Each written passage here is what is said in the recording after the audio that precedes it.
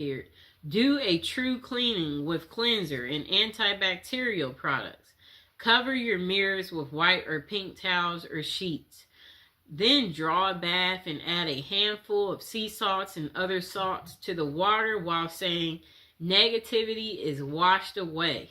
I am renewed as of today. Many heads will turn my way. The ones I choose will wish to stay. If you don't have a bathtub, tie the bath salt up in a washcloth while saying the above words and use it in the shower. Okay, light 3 white votive candles or place 3 votive candles in the bathtub. Relax and focus on your body. As you anticipate entering the water, think and feel how sensual it is and how beautiful you are. Focus on what you like about yourself. If you're casting this spell for a certain person, begin focusing on him or her now. Turn off the lights and turn on your favorite music if possible. Choose music that's in line with your desired end result. If you're looking for wild romance or hot love, pick something that makes you feel reckless and sexy. If you desire a soulmate and someone who makes you feel safe, choose music that makes you feel peaceful and calm. For general attraction, you may want a happy, mellow song. Enter the bath and relax. Make sure every part of your body is immersed in the water at least once. Shampoo and condition your hair, shave if appropriate. Cleansing is an important part of this ritual. When you're finished, repeat the words of the incantation you spoke before you entered the bath. This time, add the following line to close the spell. I am blessed. I am loving. I am loved. And I love myself. I am loved. Okay? Follow your intuition and add any other elements that make you feel right to you. These could be like things like incense, bath oils made with herbal extracts, or essential oils, your favorite perfume, cologne, or a cup of herbal tea or bath towels purchased specifically for this ritual.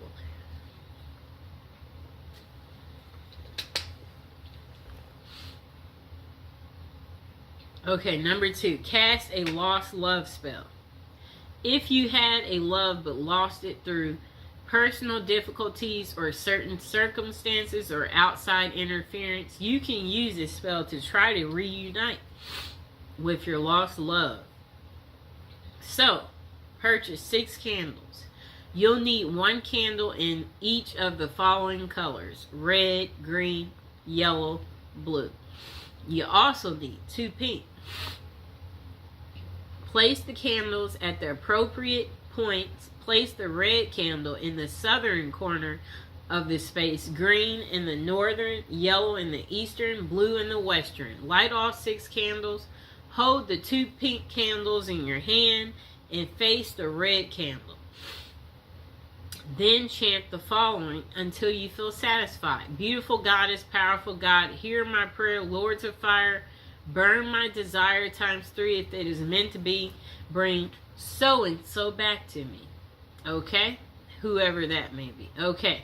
Now let the candles burn down. It's best not to blow out candles used in a spell. Allow them to burn down on their own. Okay? If you blow them out, that will ruin this spell. You don't want to do that. Okay, so cast a soulmate love spell. This spell is meant to draw to you a partner who's suited for you at this time in your life. Before you cast this spell, be sure you're ready for this level of commitment. You shouldn't undertake this if you're simply curious about the one who's meant for you. You must be prepared to take responsibility for any results or consequences. You'll need to do a little preparation before beginning this spell. Get some special paper, whatever that means to you. Real parchment paper. I guess like pink. Pink or red or yellow if you want it to be a happy love life or friendship. You'll also need ritual writing instrument. Again, You decide if it's a fountain pen, quill pen, favorite ballpoint, marker. It shouldn't be something you use daily to jot down at a grocery list. Finally, pick up moon incense and charcoal in a small heart-shaped box, or a box decorated with hearts will work. So don't forget to buy a sheet of decorative paper, okay? Pick the perfect time. Ideally, this spell should be cast after dark. If you can do it during the waxing moon, all the better. A new moon is also ideal time for casting a love spell, since it represents new beginnings. You will have the power of the moon working for you, so you can be a little flexible with your time without diminished results. Reinforce your aura through meditation or cleansing. Using a ritual pen and paper, write down words of power that will call the most perfect partner to you at this time. Do not include specific names. Avoid thinking of a particular person. You may or may not have even met your soulmate yet. So leave everything open to possibilities, okay? If you can't quite come up with what feels like the right words, use the following. If there be a perfect match, this work tonight will surely catch the perfect one who's meant to be, shall find his or her way home to me. In perfect love and perfect trust, I send this out, but not from lust. This spell will guide us to reunite. Free will remains with us tonight. Okay, blessed be.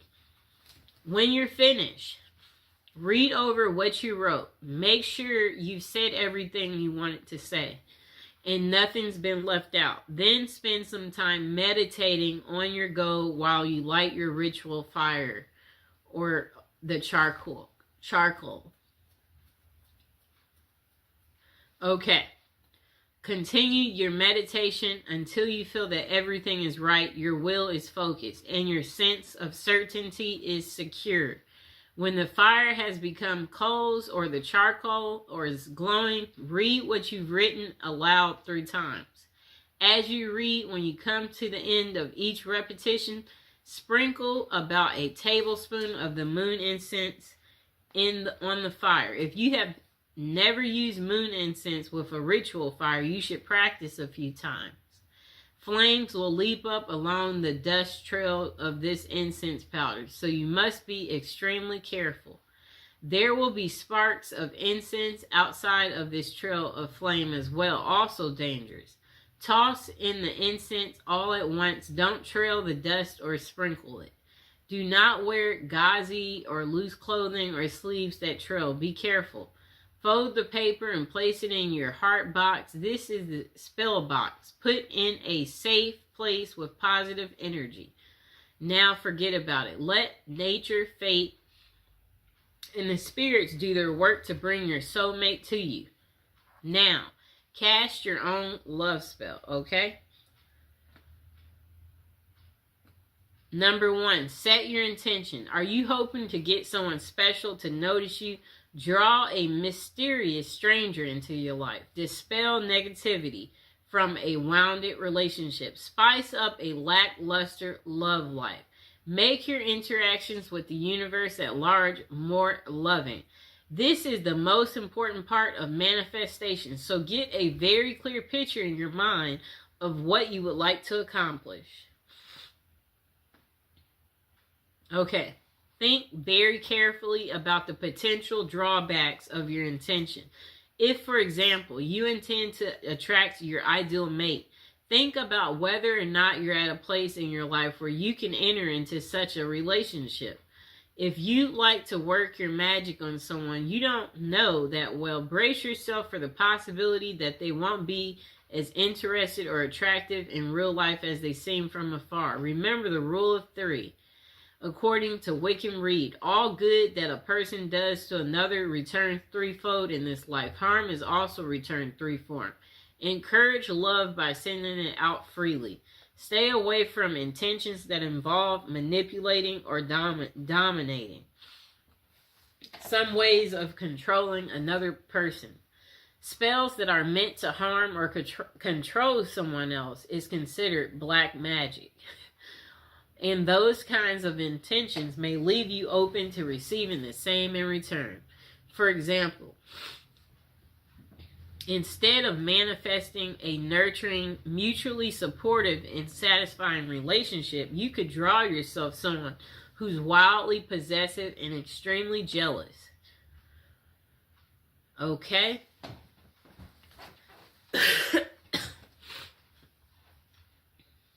Gather the appropriate materials, exactly what you choose, and what combination should be based on the kind of love you want to attract. So start by emphasizing colors. Red, for example, is the color most associated with passion and lust. Pink is also a heart color, but is considered to be more nurturing, while white speaks of innocence, and that would be appropriate for a platonic relationship. Green's association is with nature and to promote vitality. Choose candles, papers, flowers, rose petals, or other objects associated with your needs. Integrate herbs into the spell according to herb lore. Balm and catnip can be used to attract love and can be used to dispel negativity and promote love and happiness. Lavender is perhaps the best herb for attracting men. If your intention is more sexual in nature, try using vervain, which was used by the Druids to promote love, lust, and sexual fulfillment, or caraway, which promotes lust and fidelity, or cinnamon and fennel to promote vigor and libido. Use symbolic items. Do a little reading about the symbolism attached to common items. You're likely to find multiple interpretations for the same object. So go with your gut and choose what's meaningful for you. Use a mirror for healthy self-image, a piece of silk for sensuality, flowers for romance, lingerie for libido, or anything else you might have a special significance for you. Okay. Okay, so if you're directing your spell at a specific person, you happen to have an item taken from them, whether it be hair, clothing, a letter, something you borrowed, be sure to include it in your spell work. And also be aware of adding items with negative associations like knives, needles, ropes, or other aggressive objects. They might put an undesirable spin on your ritual. Number 3, don't forget to cleanse your body. Take a ritual bath using flowers, herbs, essential oils. Infuse the water with jasmine, rose, or any of the herbs. And possible bathe by candlelight. When you're done, dress in clean clothes. If you've chosen a new outfit for your ritual, put that on. Okay, so next, choose your place. Cast your spell somewhere you won't be disturbed. It would be wonderful if you could choose a romantic location such as a beach or forest. However, your number one priority should be privacy and the ability to concentrate. So that means staying indoors in a clean, cozy room. That's fine. Cast a circle. Spread sea salt with or without rosemary added in a circle around the space where you want to work for protection. If necessary, smudge the area by burning sage to clean away negativity. Number 6, light candles and concentrate. So focus your intention and visualize the scenario you'd like to experience in life. Make it as real as possible by imagining it with all your senses. If you feel comfortable doing so, chant your intention aloud. Otherwise, repeat it in your head. Write it down on paper, burn it, allow it to go out into the universe. Make a symbolic offering. Suitable offerings include flowers, an apple, wine, or anything else that has personal significance. Do not disturb your candles or blow them out prematurely. Allow them to burn down completely, then gather the wax and either Place it in a satchel beneath your pillow or bury it in the garden to let it grow, preferably somewhere the dog won't dig it up. Make a rhythm spell if desired. This can make your ritual more potent. You may even want to include the name of a remnant god or goddess in the spell.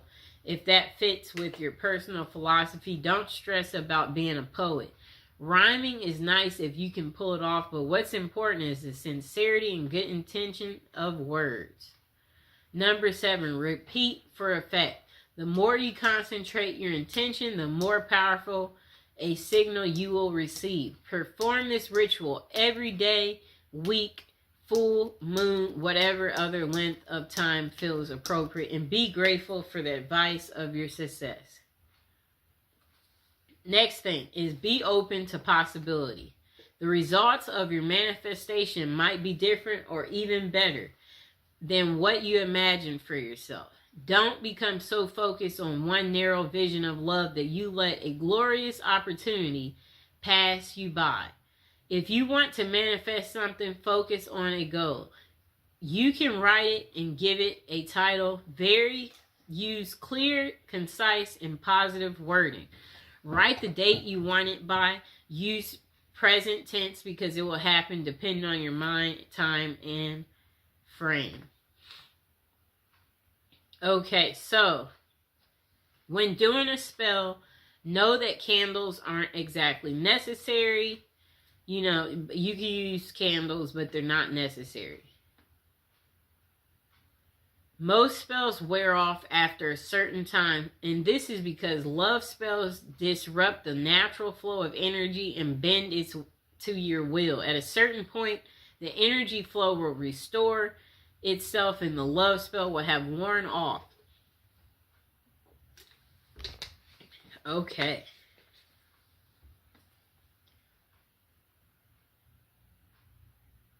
Okay, so carve magical symbols or your name into the candle. That will give it extra power. Perform the ritual at a full moon if you can for extra power. Singing, dancing, that can make it more powerful too. Okay? And that was how to cast a love spell. I hope you guys enjoyed the video. Please like, share, and subscribe. Okay, welcome to episode 28 of our prison series. What are the best things about prison? So this person said on Valentine's Day in 2022, they was diagnosed, I guess, with breast cancer and not expected to live 5 years. Then they said they had medical blah, blah, blah, blah. I'm skimming through it. Okay, so at 2 a.m. in the morning, she was like, she's shackled and handcuffed to 2 other women and led to the bus that takes 50 of them to the courthouse. At the courthouse, we're put in a huge, dirty concrete room with one open toilet. The girls called it a dungeon. The cuffs come off, but the shackles stay on. We're up all night, some sitting, some pacing despite the shackles, even some trying to sleep on the cold concrete. It's a miserable night. 50 women talking, praying, waiting for the dawn. They're shivering. At 7 a.m. when the guards start yelling names, we are frozen, stiff, and exhausted. They're going to court to face really hard decisions, and they're worn out before they start. And she's like, she's worn out too, but she's not going to court. And she's going to have her breast cut off. But no one calls her name. She says she waited all day. She's cold, she's scared, and one-sided conversations with God. Okay, so where is she going with this? Okay, so a long time later, she's like, she wakes up in the jail. Her first thought is, oh God, you aren't done with me yet. 5 days of hospital vacation, a real bed, pillows, and 3 meals a day. She liked that part. Imagine how grim life is when you think hospital food is fabulous. Finally, it's back to jail, she said. The girls are waiting. For 5 days, no one has touched me but the surgeons with their knives and the nurses with their needles. At the jail, the girls break the rules and hug me because I've lost 28 lymph nodes. The surgeon has ordered a pillow because I'm at high risk of lymphedema and I need a pillow to protect my arm. Order denied. No pillows allowed in jail. We all feel helpless and they leave me alone. A few hours later, they come back with their own order. Close your eyes, Sue Ellen, and hold out your hand. When I do, I feel something soft. She must have got a pillow. I look to find the most beautiful pillow I've ever seen. The women contributed their precious supplies of Kotex. Okay? Okay, so they gave it a designer look. At the darkest time in her life, drug addicts, prostitutes, and murderers looked after her and she will never forget them. All because she got sick. Isn't that interesting? Oh, so they made her a pillow out of pads. Look at the prisoners. Looking out for people. The most beautiful pillow I've ever had, completely against the rules. I hid it under my mock every day for 2 months. Somehow it survived. That was 14 years ago. Like the pillow, somehow I survived. That's what she said. Okay, so let's see what else they have to say. I'm skimming through. Okay, so another person said the best things is the mental health services. Prisons may provide access to mental health support, including therapy, counseling, which can be crucial for those dealing with issues like addiction and trauma. Rehabilitation programs. Many prisoners offer educational and work training programs that help inmates acquire new skills, which can aid in their reintegration into society upon release. Okay, so another thing they're saying is good is the routine and the structure. The structured environment of a prison can provide stability for individuals who may have struggled with chaos in their lives prior to incarceration. A time for reflection. Incarceration can offer individuals the opportunity to reflect on their past actions and make plans for a more positive future. The next thing good about it is access to health care. In some cases, prisons provide better access to health care services than inmates might have had on the outside, addressing physical and mental health issues. The next good thing about prison is opportunity for change. For some, prison serves as a turning point, motivating them to change their lifestyle to make better choices. The next good thing is support networks. Some inmates find support among fellow inmates or through programs that foster community and connection, which can be beneficial for personal growth. Okay, so while these aspects can be positive, it's important to recognize that overall prison experience can still be challenging and traumatic for many individuals. The effectiveness of these benefits depend on specific prison system and resources available within. Okay, so the next person said they're not so sure what the best thing about prison is, but they certainly know the worst. The worst part about prison is the time spent in jail beforehand. And for all of you yuppies, there is a difference between jail and prison. Jail is run by the county and it's where you await the outcome of your case.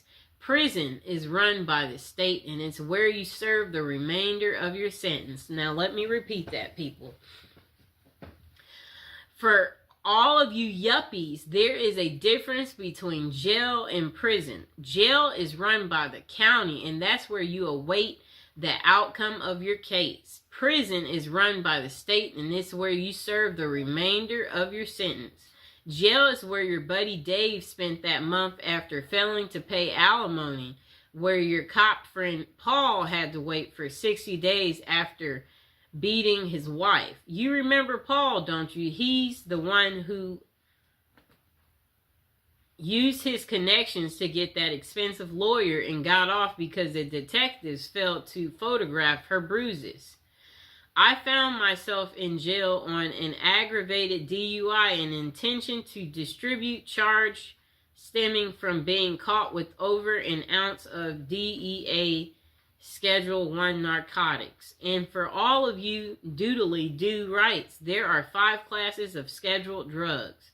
One is the worst, and I'm not talking about marijuana. For some reason is still on Schedule 1 list despite being legalized for recreational use in many states. I'm talking about the first one on the list, a big boy drug. It's best enjoyed intravenously, whatever that means.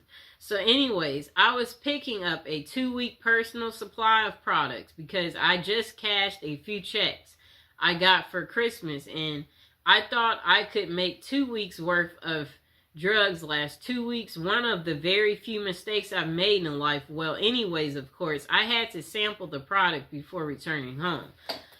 And then he said he had to make sure the quality was good and sure he got a little bit more than his significant other was waiting, sweating. And then let's see what else he said. Quality was up to par. Thank you, homie. Hook up in the Mexican mafia, so I started to drive back. His vision began to fade as a bright light overtook his vision. However, it was not a meteor or comet, but rather the onset of oxygen deprivation. Okay? Time escapes him for the next few hours or seconds. A millennium passes each time I close his eyes. He says he sees a loved ones, the future, and memories. Okay, so let's get to the point, person. Okay. I don't really get what he's saying there, so let's see what else we find. Okay, so I guess he gets woken up by the cops asking him where are the drugs. And the cops said they know he has drugs in the car. And he responded, huh? Before he nodded off again. Okay. Let's see what else they say. I really don't understand his story the way he wrote this. We might just, let's completely skip him. Because that's just too much. He wrote so much. Jesus Christ. Okay, we're skimming through. He wrote so much. I don't see why. Okay, so this guy said years ago he was arrested in Texas for distributing free copies of a novel which had written in front of a movie theater without permission from the management. He mistakenly thought that Texas, like California, regarded public shopping as places where free speech prevailed. He was held for 40 days because he lives in Australia, and they seriously thought he would flee to Australia if they let him out. Anyways, his best experience was just observing the ingenuity of some of the other inmates. For 1 hour a day, we would be allowed into a cement area where we could see just a silver of sky through a gap between the roof and the 20-foot walls.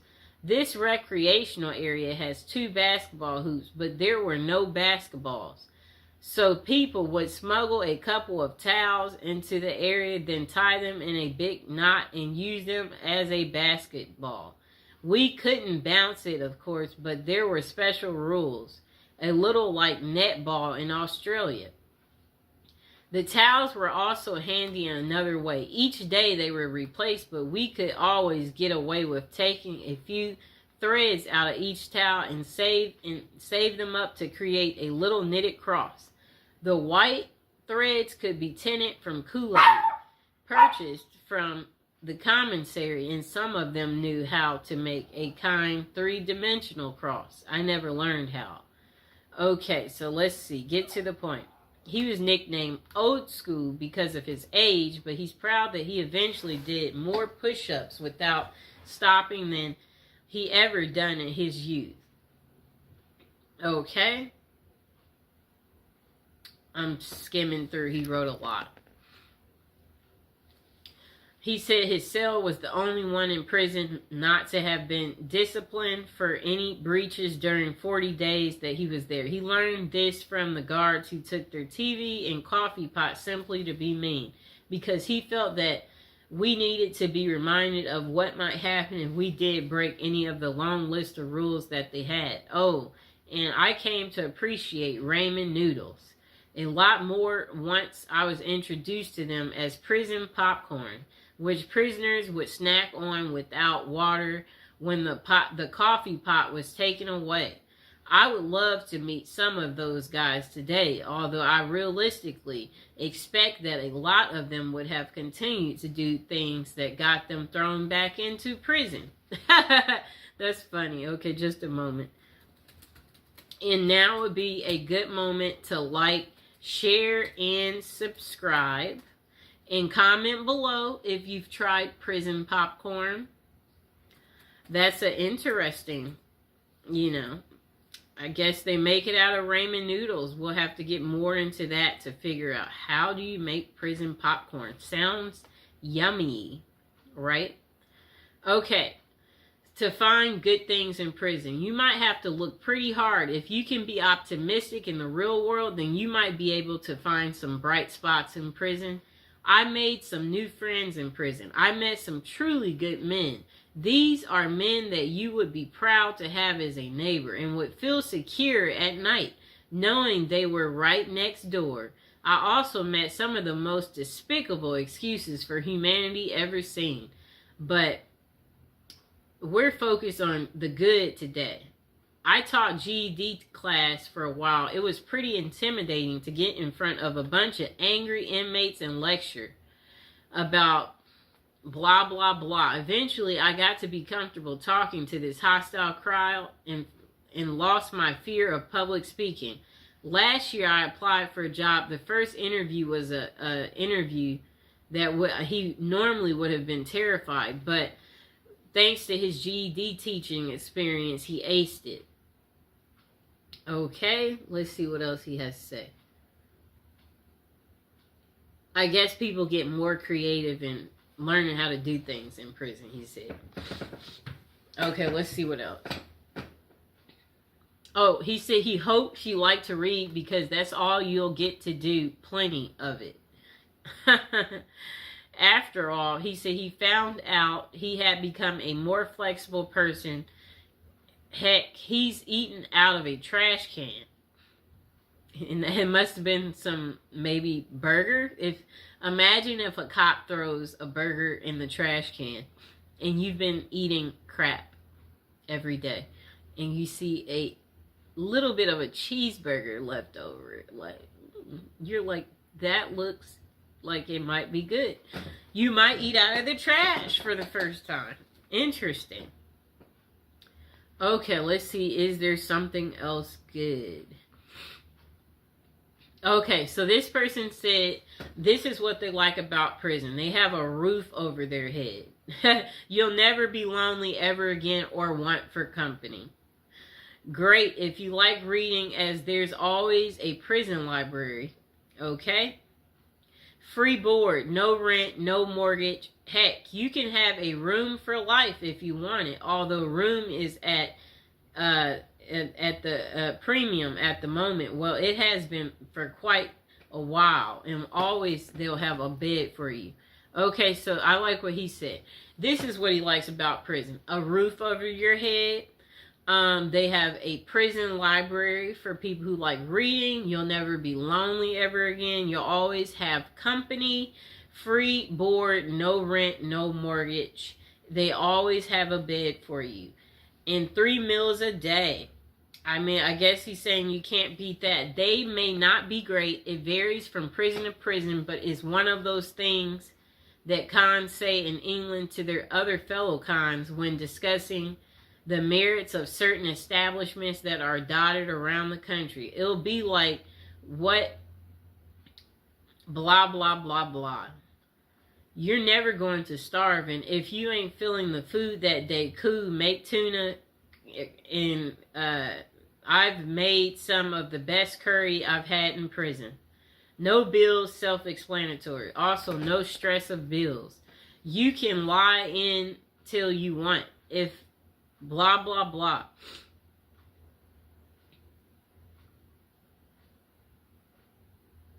Okay, if he comes back that afternoon, you can tell him then why you haven't gone.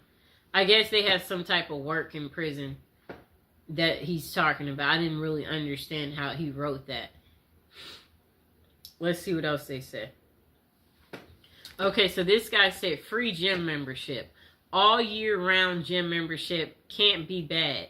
All that getting fit you've been meaning to do, well, you've got no excuse now with a gym on your doorstep and half you pals trying to drag your butt down there.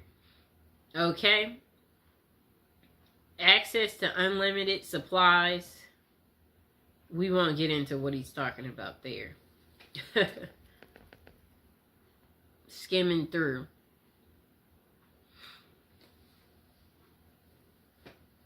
You can finally give up smoking after all those years. Plus, if you're a non-smoker already, I bet you won't be glad to be away from people that do that. You worry less, he said. Everything is taken care of. Well, with all the above, there's only one thing missing, I think. Oh.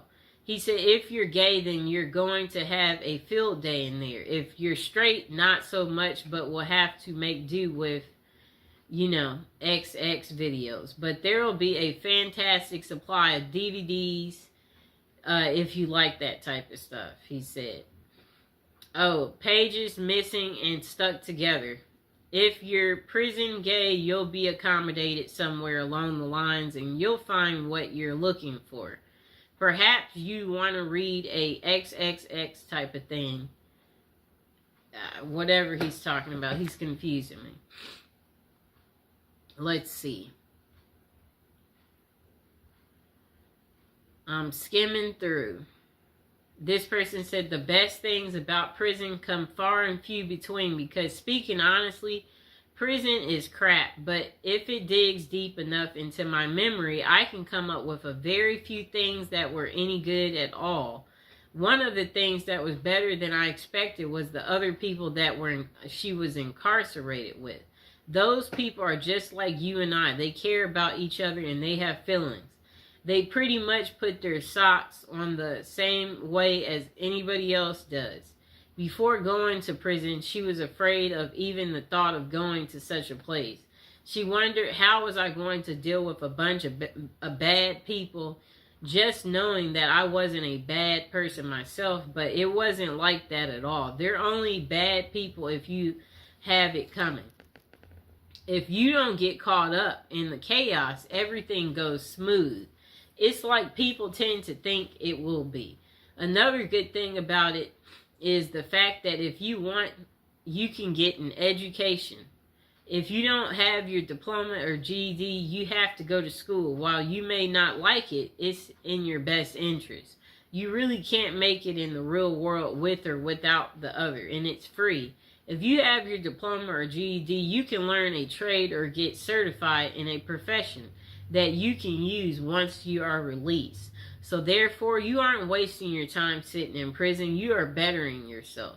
Those are the few things that were good. I'm glad you didn't ask what was the worst thing about prison, because everything else was the worst. And there's so many things that there's worth mentioning.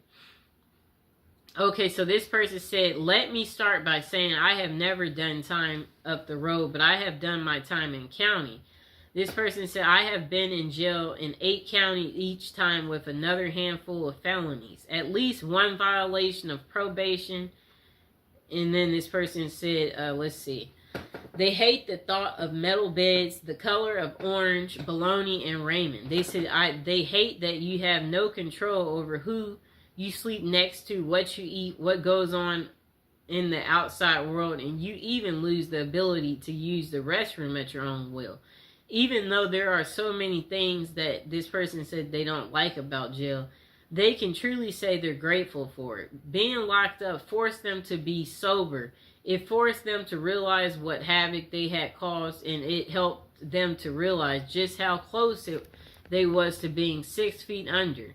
They have fallen again and again each time they've stepped up out of those doors, but that is because they didn't want their life bad enough at that moment.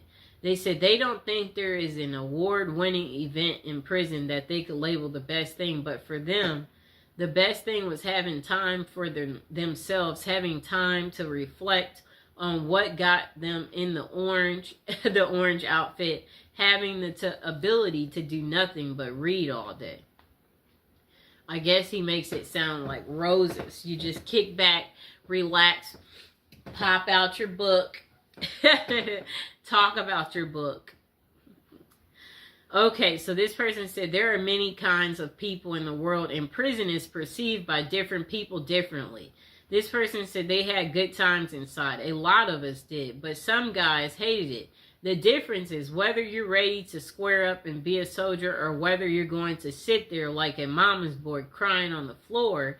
I don't know who, so I can only speak from my own point of view. A view shared by thousands and thousands of proper convicts throughout the USA. Also, there are prisons in other countries, which I know nothing. I can only read as American facilities. So this person said, education. You're going to learn something whether you're in an official program or not. There's a lot of stuff to learn about humanity and social behavior. It's a crash course in human sociology. Next person said, the same person said, also formal programming is available, although it is a hit or miss in some states. Don't put a big emphasis on this. Other states just can't afford to. From, I guess, basic truck driving, he said. Physical fitness programs, landscaping, maintenance, tree maintenance. Some type of other thing that I don't understand. Okay, so the next thing is he said relaxation.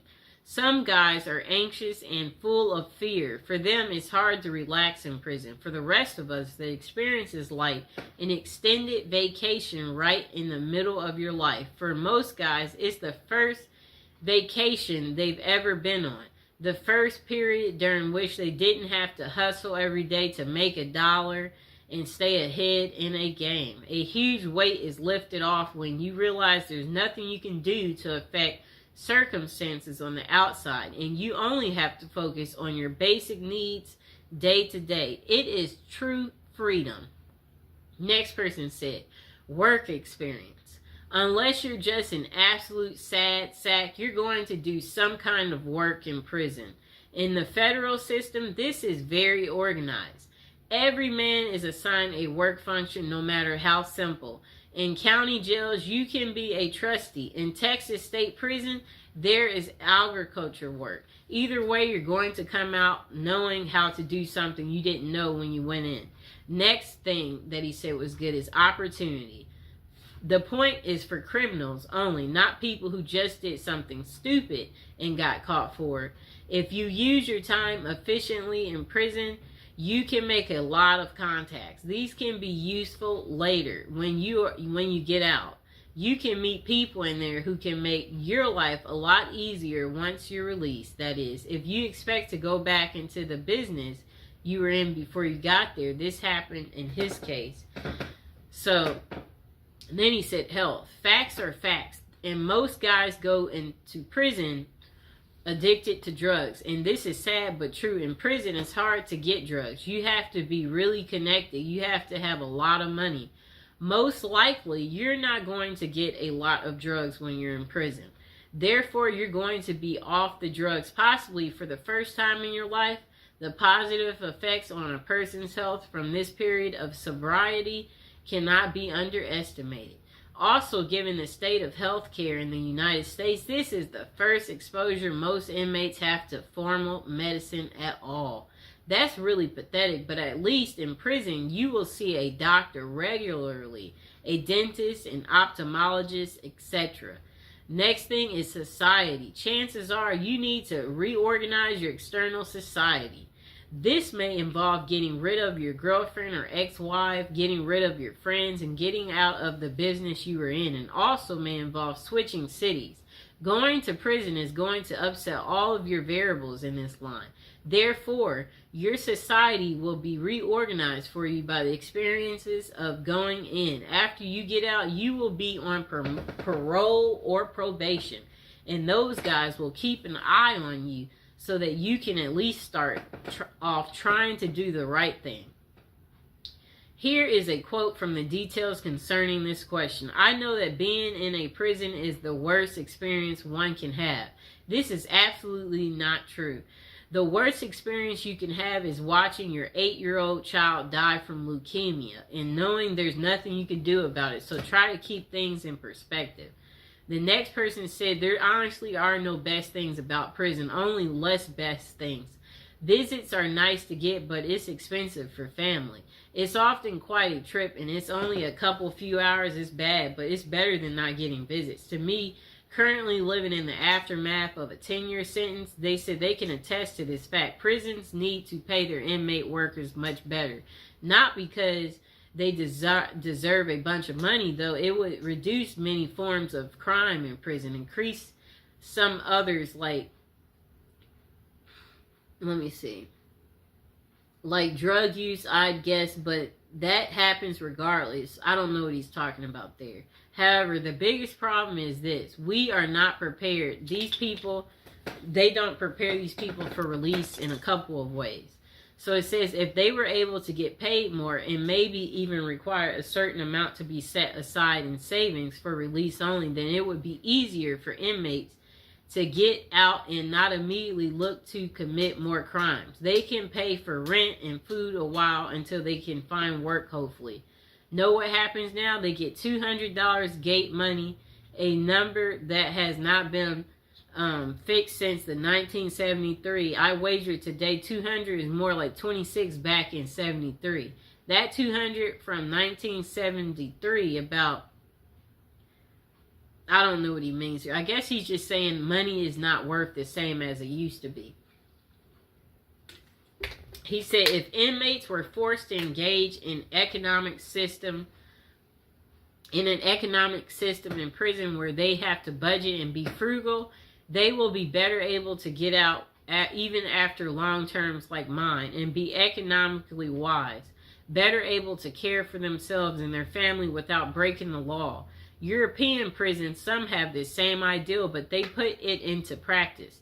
There are countries whose prisons are set up like apartment complexes where inmates work their way to being able to work outside and make real money, buy things for themselves, save money for release, and practice pitching in being a real part of the gross national product, participate in the economy. So that's the worst. That prison does nothing to prepare people for their eventual release. That's all he had to say instead of all those details. He said it's depressing, trust me. It's really hard to find good work with a record. Okay, so he's saying when you get out. But now would be a good time to like the video, to subscribe. If you've been to prison, let us know in the comments below. Comment below. Let us know what you like about prison or what you didn't like. Or if you're going to be going to prison soon, go ahead, share your life experience. This person said, being in prison or jail is not a picnic. You're literally stripped of any creature comforts and given the most basic of needs. You no longer have privacy or rights. You're a criminal and you're treated as such. Still, it might be surprising to learn that while most people avoid jail like a plague, some find it to be better than life on the outside. You don't have access to family or friends, and if you don't have the right connections in jail, this means you don't have access to drugs. It's not an ideal place to detox, but some jails have programs that will medicate inmates so they are more comfortable during the process. This person said you get 3 meals a day, and for some people, this is a step up from not eating at all. Plus, they are all cooked for you, served to you, and you don't have to worry about the cleanup. While it might be a hassle to get there, some prisons have a really good medical team and can provide care to inmates they otherwise would not receive on the outside. You can enroll in programs, classes. They even offer to help people get their GED or teach a trade you can use on the outside. It's warm. You have shelter. Your clothes are clean and provided. You have running water and can take a hot shower. It might be hard to imagine jail being a positive experience, but if you're living on the street in the dead of winter, jail probably sounds like a paradise. I guess you'll get happy if the cops say, oh, we're taking you in, and you've been outside. You're looking like, get me there faster. When do I get to eat? When do I get to take my hot shower? 3 meals a day? Oh, I get to meet new people? I guess. Okay, let's see what they said. Okay, so this person said, before going to prison, they read a book called Zen and the Art of Happiness, which mentioned how to see everything as an opportunity, which a lot of us never do. I tried this and it worked, even the traumatic events. This person said they went to prison for 18 months. And OWI, somewhat enthusiastic. In turn, I was able to appreciate the unique architect from the inside of a 100-year-old fortress not many people get to see. He said he got his bench up over 250 and came back with biceps, triceps twice the size he even had in college. He wrote 1,500 pages of a memoir I never would have taken time to write in my own spare time to this day. I maintain humility, not humiliation. Know the difference. That allows me to observe people and how pretentious, entitled, and self-righteous they all really are. If they only knew. I ate my meals with guys doing life, and if you think about it, are still there as I'm typing this. That was 2016. I worked in a machine shop and got to make license plates and public library furniture. Then he said, I was not made to, I was allowed to. I saw human instinct behavior at its ultimate worst. I saw things you can't even read about in books. I learned to count the smallest of my blessings. I learned to enjoy every sandwich and more. And again, the book he read was called Zen, the Art of Happiness. And he said the book mentions how to see everything as an opportunity. And even in the most traumatic events, that's what the book is pretty much about. I liked some of these people's perspective. This person said, look for the silver lining in the thundercloud of incarceration. I would have to say some of the people you meet. I have met some very intelligent, resourceful people. I have met some amazing artists. I have met some people I now claim as friends. I've also learned who my real friends were prior to my incarceration. That in itself was educational. And speaking of education, my time incarcerated was very educational. I learned to see things clear without the filters of society and the propaganda we are fed from birth. Most interesting, I have also self-taught myself about the laws of our nation's courts and social history. It is amazing how a mundane and dry subject like law can become exciting and interesting when it's directing, impacting your existence. The rest pretty much sucked, but I do not recommend it for a retirement program. The service was terrible. Okay. This person said a friend of a friend ended up in prison for trying to poison his wife with some blah, blah, blah. Okay, it was about child custody. Okay, let's see. They didn't really get to what was good about prison, so we're skipping them. This person said the best thing in prison was the day he was released after serving his sentence. The worst thing was the day he started his sentence in prison. That's the only best thing. Now, the worst thing about prison, having to live by a set of rules made many inmates over the years, such force racism, having to back up your buddy no matter what the circumstances or risks you have to take with your freedom and even lives in some cases. Just the whole caveman mentality. You seem to have to live each day by that, is unless you want to get punked and pimped out. And the way you're looked up on and treated by most staff because you're a convict now.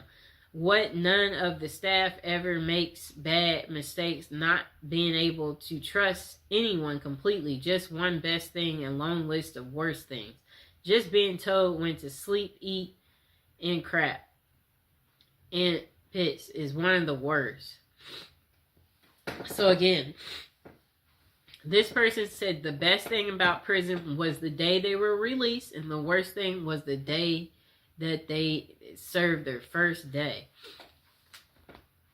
Their first sentence. Okay. Okay, so this person said the best thing in her day for prison was when her husband would come visit and during their kiss. You only get two, a first and a last. He would, she said he would slip her certain drugs from his mouth to hers. Those particular days on the inside were actually rather nice. Okay, cool lady. What are the pros and cons of being in prison? Okay, so this question was closer to something like, why should we not do crimes if our prisons are so cushy? Some dumb crap like that. And I said, yeah, I don't know what you've heard about prison life, but anyone who thinks three free meals a day and television and place to sleep is something for someone to live for and look forward to, I would say you probably need to be re-educated. The cons are obvious. Finding legit work will be exceedingly difficult. Not many people willing to give guys like us a second chance despite what you've heard. I'm still a loner because I'm unable to trust any male to be real loyal friend, and I'm also not very good at relationships in general. Something wrong with my empathy and trust buttons for real. Relationships are few and far between me. Not sure if that's a good thing or bad thing. This person said, I haven't had one male friend in over 7 years. And he has bad dreams. He suffers from depression. And he said, let's see what else he says. It looks like he's getting off topic. Okay, so we might read a few more. What is the pros and cons of being in jail? You need to use the toilet in front of others. It's extremely embarrassing. You can't use the toilet in peace because you need to flush the toilet every time you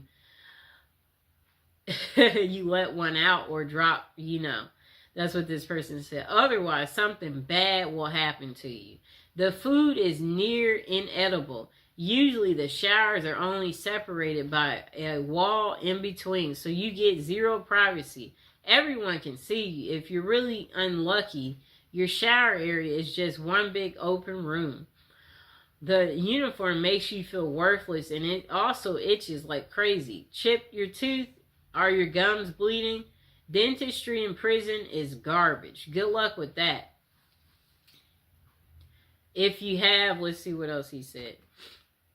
If you have longer hair as a man, your hair is shaven, buzz cut, and you end up looking like a soldier. Okay. Wow.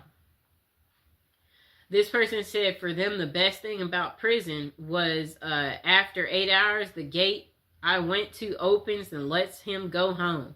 I guess he must work there. Okay, so this person said only good thing that came out of being in prison was I learned to value the small things in life, like waking up, fixing breakfast, or simply going outside and coming home without having to strip, bend over, and spread eagles. You quickly remember how much you miss the small things. Wow, right? And then this person said, you will learn who your friends are. The ones who stick by your side while you are in are your real friends. Those are the take advantage of your situation will show themselves. Prison deprives the prisoner of many of life's pleasures, conveniences, and freedoms. You don't really know what prison is until you've been deprived of it. You don't know what is valuable until you've lost it. In the end, assuming you return to a free life, you will look at life in a new perspective with newfound values. You probably never appreciated being able to turn off your own light before you went in. When you get out, you may see things as I do. I think about my good fortune now almost every time I throw the switch. Everybody should do some time. It should be a requirement. Wait, he had the funniest one. Him talking about being able to turn your light switch on and off. That was really funny. This person said not much of positives, except maybe being thankful for all the things you took for granted on the outside when you get out. This person said, what are the pros and cons of being in prison? I have to respectfully disagree with the answers that they say there aren't any pros to being in prison. I got good stuff out of my time in the joint. Don't get me wrong. It was miserable, and given the choice, so this person said, I left prison a very different person than I entered. And yes, some of those changes were, well, not good. But others absolutely were. I walked in soft and round and walked out hard and sharp. He must have worked out, both in body and mind. I read all the books I always wanted to. I went through phases of French and Russian literature, English, 19th century Americans up into the Southern Gothic era of O'Connell and Faulkner, poetry from Shakespeare to Pumpkin to Dylan Thomas, for God's sake, which would never have happened had I not had several hours a day to get rid of. I was doing 1,000 push-ups a day. I learned how to read people and body language and sense tension and danger in the air. I learned how to fight and how to defend myself. I learned how to cut metal. I learned the heck out of patience. But of all these things, the biggest pro I got out of prison was surprisingly perspective. If you can not only survive but thrive after you have lost hope living in the void, that prison becomes your years and years spent there. It makes the rest of life kind of like a snap. Keep in mind that not everyone comes out of this. In fact, most do not parole with anything even close to what I'm saying. That's just how it worked for me. As with everything in life, the facts are what they are. But it is up to the individual as to how he deals with it. My situation was bad, and sure, I got depressed a lot. But at the same time, I'd be living with a guy who was my age but had been doing a life sentence since he was 16 just for being in the wrong place at the wrong time. So if having any pity ever crosses my mind, I didn't have to look far to see someone else who was way worse off than I. And I try to carry that sense with me now. Whatever mess I find myself in, I try and just step back for a moment and realize this is not a big deal. Nobody is trying to harm me. Nobody is beating me senseless and dragging me to the hole. Life is good. Life is short. Don't sweat the small stuff. It's a lesson that I don't think I would have ever learned had I not gone through the ringer. And of course, the price tag was hefty. I missed 8 funerals while I was inside. One of them, my older brother's. 8 funerals? That's a lot. I still wake up screaming some nights, bathed in sweats from nightmares that I can't remember. I can get extreme anxiety around crowds of loud people, and the list of cons is long. And I feel that many of the others covered them pretty well, so I won't add to that. I just want to honestly assess and answer the question because it's hard for me to admit that this place, which I hate from the deepest depths of my soul, could have given me anything but pain and hatred. 2 things I gave in spade that I carry with me still. The bottom line is this: I would not have willingly gone through it, but the truth is the strongest steel must be first forged in the crucible. Okay, so this person said, you get healthy. The food is crappy and generally unappetizing, but mandated by the law to be nutritionally complete. And there being little junk food outside of the commissary. An inmate eats healthier than the average American. If you have a pot belly going in, you are apt to lose it before leaving. You don't see many fat inmates. I have heard it said that the diet adds several years to your natural lifespan, but the stress may well take that from you. Like you want to live a long life in prison. So they're saying that the food there is nutritional, so nutritional that you live healthier than the average American. That's crazy. But there are also a great number of older inmates there who have been there for decades who look very healthy at their age. But that might be because most sickly ones are moved to other facilities with more medical services. And older inmates make better model inmates, so they rather not have to replace you. Okay. And the food is crappy. Most inmates have to be there a while to get themselves to eat it. It looks good on the plate. Several entrees usually, but all taste pretty much the same, for they use no seasoning. And most is processed food from cans and grates, often over and undercooked, served on assembly lines by inmates who are pushed to get it on the trays as fast as possible. So often sloshed over the edge of another entree, spinach juice and everything. They do have a balance of vegetables, but only if you eat everything on the tray. After some time, most inmates do, for it to become the expected, usual, and accepted as food. After some time, most inmates do, for it to become the expected, usual, and accepted as food. Never heard anyone get excited over the meal, though. Basically, supervisors for the food being served. This person said that he was a lineman for a couple of kitchens, basically supervisor for food being served. So I saw it cooked and where it came from and how the trays looked going out the window. This person said prison is bad in that the humans are not meant to put their life on hold for years, as they have no XXX, no career, no family life. It results in very bad things and is not conducive to gaining any useful skills or fitting in. They have programs, but these are to satisfy the letter of the law. Usually the employees do it badly or not at all. The thing they care about is billing. Billing the taxpayer. The good side is you make good friends. And life is much simpler. It is like being a 12-year-old. Do what you are told and nothing more. Those are it. The good is that it breaks time to reconsider. The bad is it is the ultimate waster of life. Okay. Next person say your basic needs. Food, clothing, shelter, medicine are supplied. You don't have any bills to pay. You may have time to read or develop an artistic talent. You may get your education paid for. If you need partners, well, you have plenty of those. Mind you, it's a big price to pay. A big price to pay. This person said, if you want to approach it from let's make lemonade out of lemons approach, there can be some good things. I know that I got mental health treatment I needed. I got a chance to reassess what was important in life. I got to restore my relationship with God, and I got to learn how to deal with adversity. Prison can be a terrible place. I was extremely blessed in being locked up in a decent, medium security facility, and he said he had a great cellmate. This person, what was their favorite prison experience? Let's see. I don't see what the way they wrote. They didn't make it so easy.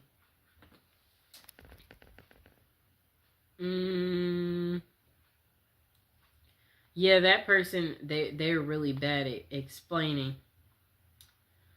Okay, this person too. Okay, so the pros. This person said free food, you can shower, you have a bathroom 1 feet away from your bed, tons of people to talk to, your drug addiction, it will clean you up, you will learn lots of new stuff, free place to live if you're homeless, you are safer in jail than living on the street. Free health care, they got great doctors. I had a skin condition, and when I went to 4 doctors, they couldn't heal it. I went to jail. The doctor was able to tell me what's wrong. He gave me medicine. I was healed within 7 days. Con, lack of freedom. The food sucks. If you have a decent light on the street, you're going to hate jail. Okay? It's a crappy life. Jail can be a good thing for you, or maybe it'll be a wake-up call for you. This person said it depends on what prison you're in. If you are in a SP, which is a federal high security, you will be at times stressed out due to the politics, but you can work on your mental state and physical. The only two things I did like was the respect is a huge factor, and I love that also the rec became at the yard. If we wasn't locked down, I went in and at 190 pounds, and in 3 years I was 210 solid muscle without all these vitamins and other crap that's in the free world. But the respect is something huge at the mediums. There's still respect, but people clown and get their butts crushed. You have time to work on yourself. At the end of the day, whoever does it, it's because they don't want to. Okay. And I believe we are at the end of our video. So now is a good time to like, subscribe, share the video, comment below. Did you like this long prison episode video that I made just for you about the good things about prison? To, you know, let you know to be grateful for your current life. If you're not happy, you know, find something to get happy about. Because in prison, the highlights is working out, reading, finding religion, establishing your mental space, minding your own business. Don't gamble. Don't mess with other officers. Be courteous. Be helpful. Don't write a check your body can't cash. Oh, whatever that means. Okay, yeah, so basically, the point of this video is to let you know that you are living a really good life on the outside and to never take it for granted.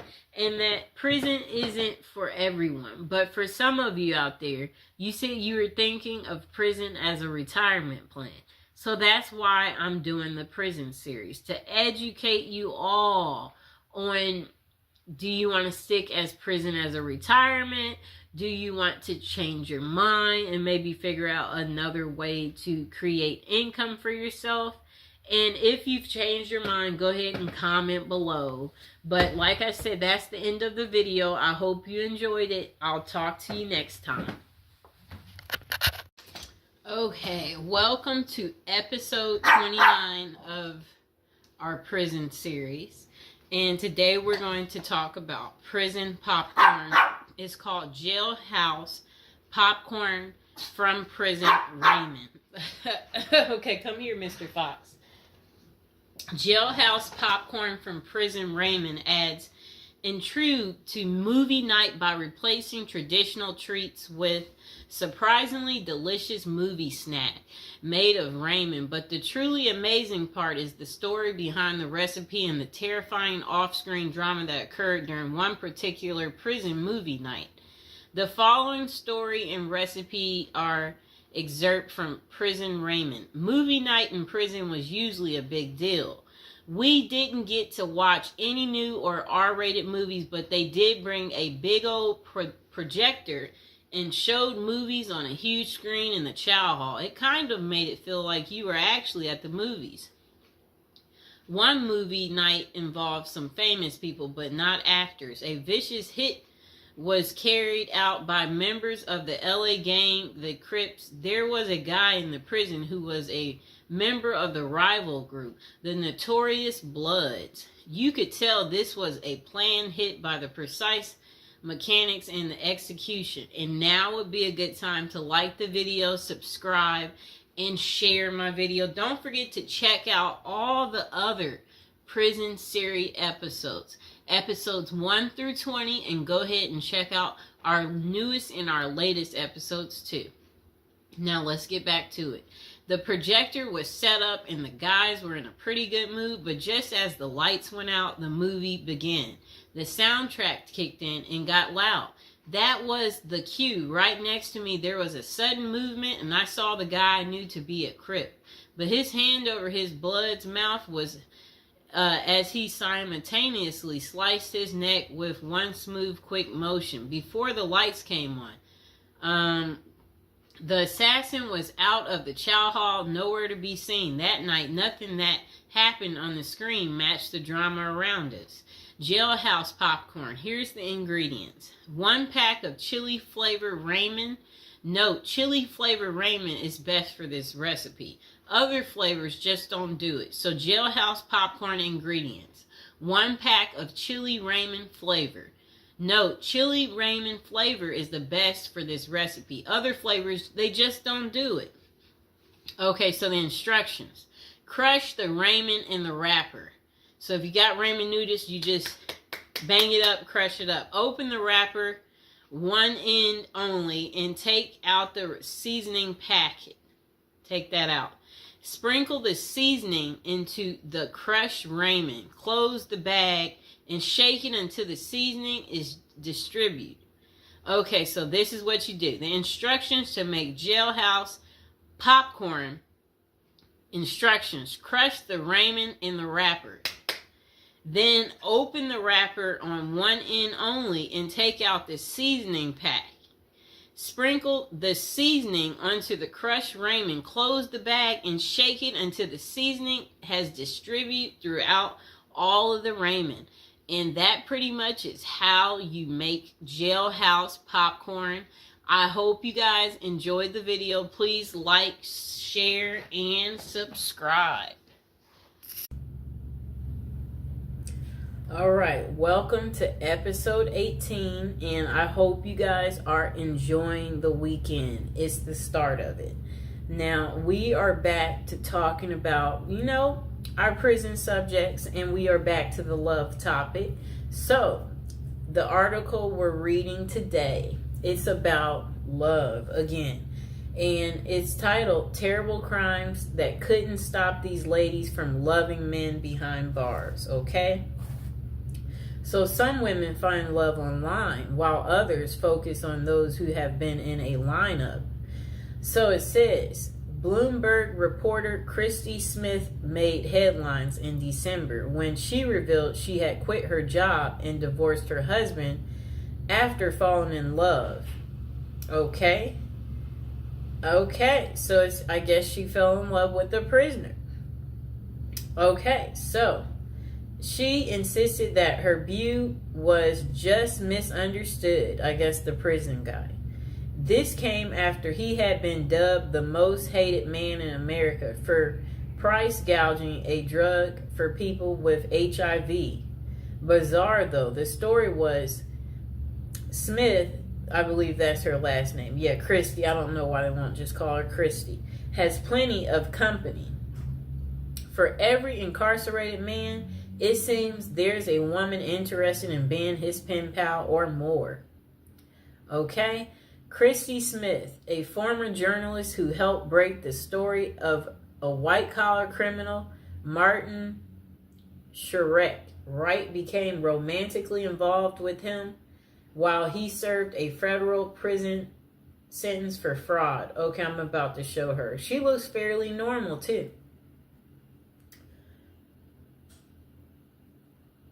She's, normal looking lady. And, he's the genius. I'm trying to say, I guess, he thought he was the genius. He didn't know he would get caught. It's a trend explored in the book Love Lockdown, Dating, XXX, and Marriage in America's Prisons. Okay. Greenwood decided to start researching prison marriages after her own extensive correspondence with jail white-collar criminal Samuel Israel III, currently serving a 22-year sentence in Butner, North Carolina federal prison for mail fraud and investment advisor fraud. Oh no. Some of this, it does make you wonder, how do these people get into committing these crimes? Or what? How does it start? What do you get away with one thing, and then it makes you think, oh, I could do that again and get away with it, and then you keep getting comfortable enough. You get so comfortable that you keep on, and then you eventually leave footprints. Okay, so So this guy, I guess his name is Israel, it said he had faked his death by staging a suicidal plunge off the Bear Mountain Bridge in upstate New York in June 2008.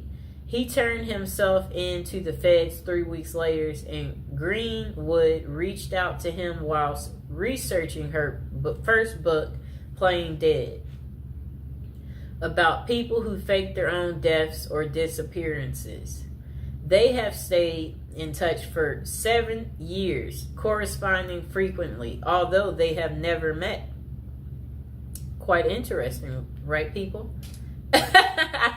I think we know people like this, where you're online friends, and for whatever reason y'all stay in touch. I don't know what that's about, why people want to do that. Because it's I don't want to do it, so I don't know why people want to do it. Okay. Throughout the half dozen years I've known Sam, he has gone from my subject to my stalker to my friend, she writes, nodding that the correspondence helped her understand the laser-like attention an inmate with little to do can lavish on a lady. For her latest book, Greenwood followed the lives of 5 couples who met while one of them was incarcerated. Okay. I don't know what that means. I'm just trying to say, whatever they wrote was very confusing what came next. So, to prison wives who have long histories with their men, MWI. Okay? Women are seen as pathetic losers, or worse yet, prison groupies. Let's just label them a prison groupie. But what she found were relationships that were at times romantic, messy, complicated, and sometimes heartbreaking. In other words, not too unlike those in the real world. One couple includes Joe, an ex-Army medic who had worked as a prison guard at a Kansas City jail, and Benny Reed, who was serving a 10-year sentence in the maximum security Oregon State Penitentiary for the attempted murder of his then girlfriend.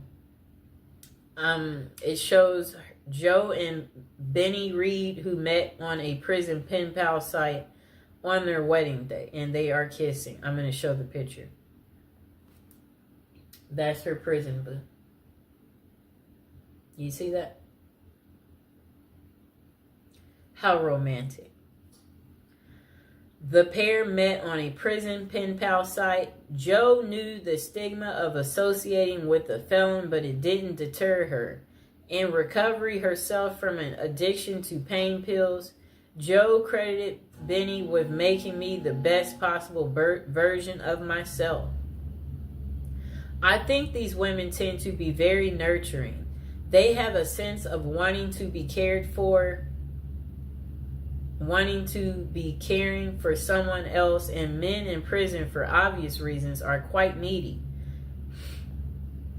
The pair even got married at the prison. He saved up from his $1.81 an hour prison call center job to buy her a ring off Etsy. How sweet. But the relationship ended abruptly when Benny found other companions online. Are you kidding me? He still left her while in prison. That's crazy. It says, yeah, that's crazy. Oh my gosh. Wow.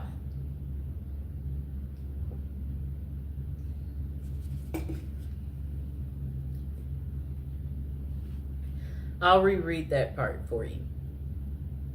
The pair had even got engaged at the prison. He saved up from his $1.81 an hour prison call center job to buy her a ring off Etsy. But the relationship, it ended abruptly when Benny found other companions online. Wow. Even in prison, they cheat and they're greedy. Just why do women fall for imprisoned men?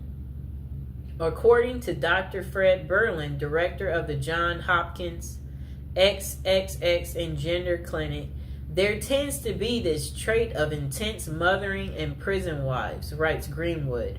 I think these women tend to be very nurturing. They have a sense of wanting to be caring for someone else, and men in prison, for obvious reasons, are quite needy.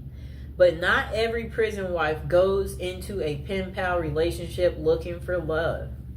Sheila Rule, a longtime foreign correspondent for New York Times, met Joe Robinson while doing volunteer work for a prison ministry. She was corresponding with more than a dozen inmates when a compelling letter came from Robinson, an East New York native serving 25 years for murder. Now, I have to look at this close up. I guess she was really lonely too. Okay, I'm looking at them. Oh, how are they in bed together? They must. She must like spent that one weekend day with him. This is funny. He has on regular clothes. Let me show the picture. Yep, she met him during her volunteer. Okay, so look.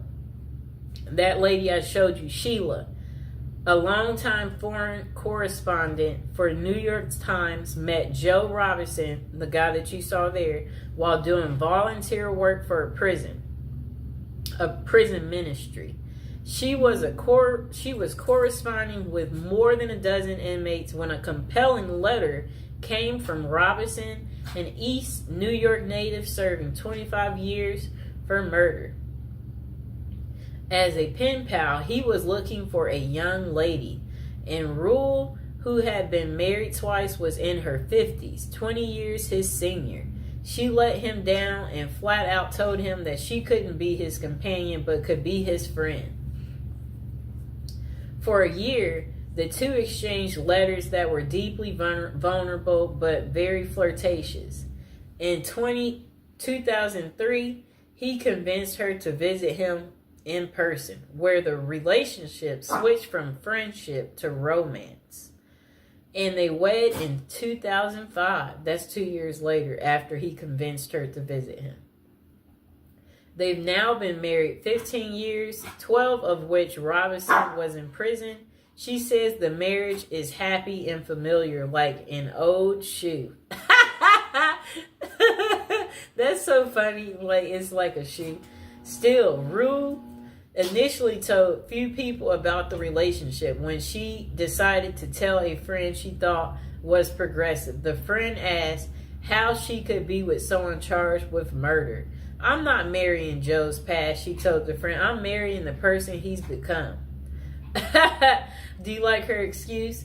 So that's the end of Terrible Crimes. How it couldn't stop these ladies from marrying men behind bars. I hope you guys liked the video. Don't forget to like and subscribe. Let me know, are you enjoying the prison series? Is it very lovey-dovey? Is it giving you the romance that you seek in your life? And if you are enjoying it, let me know in the comments below. All right. Welcome to episode 17. Today we'll be talking about prison letters and why women love men in prison.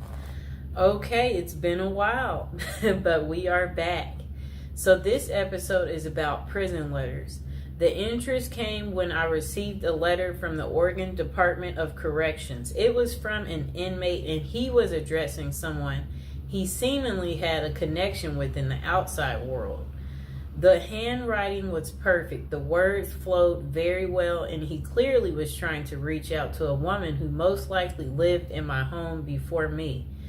Though the letter never reached the person it was intended for, it did spark significant questions, such as, why do prisoners attract women so well? Does real prison love exist, or is it all a scam? And how do these prisoners learn to write so well in the first place? The myth, women must be twisted to fall in love with prisoners. Look, this phobia, I've never heard of it. Hybristophilia. When it comes to having a strong attraction to social deviants, criminals, and prisoners, hybristophilia comes to mind. This is a paraphilia where people are aroused by people who have committed outrageous acts such as cheating and crimes, including the R word and people who are murderers. The thing that makes this so interesting is that it is different for everyone. Some are more passive about it while others are aggressive. Okay, so it says passive hybristophilia. This is when someone is drawn to criminals but they do not act on it or try to assist them in any way. They may show passion through being an advocate for the prisoners or simply enjoy movies such as OITNB and Prison Break on a deeper level. Whatever that means. I guess that just means you like watching shows that are very criminal. So I guess I can give an example of someone drawn to a criminal. Do you remember that movie called Out of Sight with George Clooney and Jennifer Lopez? Remember Jennifer Lopez in the movie? She was a cop. And George Clooney, he was the criminal. And remember, she got kidnapped by George Clooney. They created a romantic movie out of this situation. And J-Lo, she, had no man in her love life. Very good looking woman, And then here is this criminal that kidnaps you, and he's very handsome, okay? And you're just like, I'm finally getting some type of cool excitement, and you're like, look at this criminal. Like, why would I tell on this criminal? I'd never get this level of fascination. That's how J-Lo felt, So yeah, like at the end of the movie, they were trying to catch him, and the other cops asked her, did you see him? And she kind of like froze, like, because she's wondering, do I tell them? Because she is at work and she is in uniform. She's a cop. And she's like, no. Like, she's not going to rat on him because she fell for the criminal. And before that, her and George Clooney, remember, he's a criminal and he's on the run. And she's a cop. So, yeah, he had her number, so... Yeah, so what happens is the criminal contacts you. Look, the criminal contacts you. You're at home and you're sleeping. The criminal contacts you, and then you wake up because it's the criminal. And then when the criminal is contacting you, that's when you're like, you're all ears because you don't know when you'll ever talk to this criminal again because he's calling like private.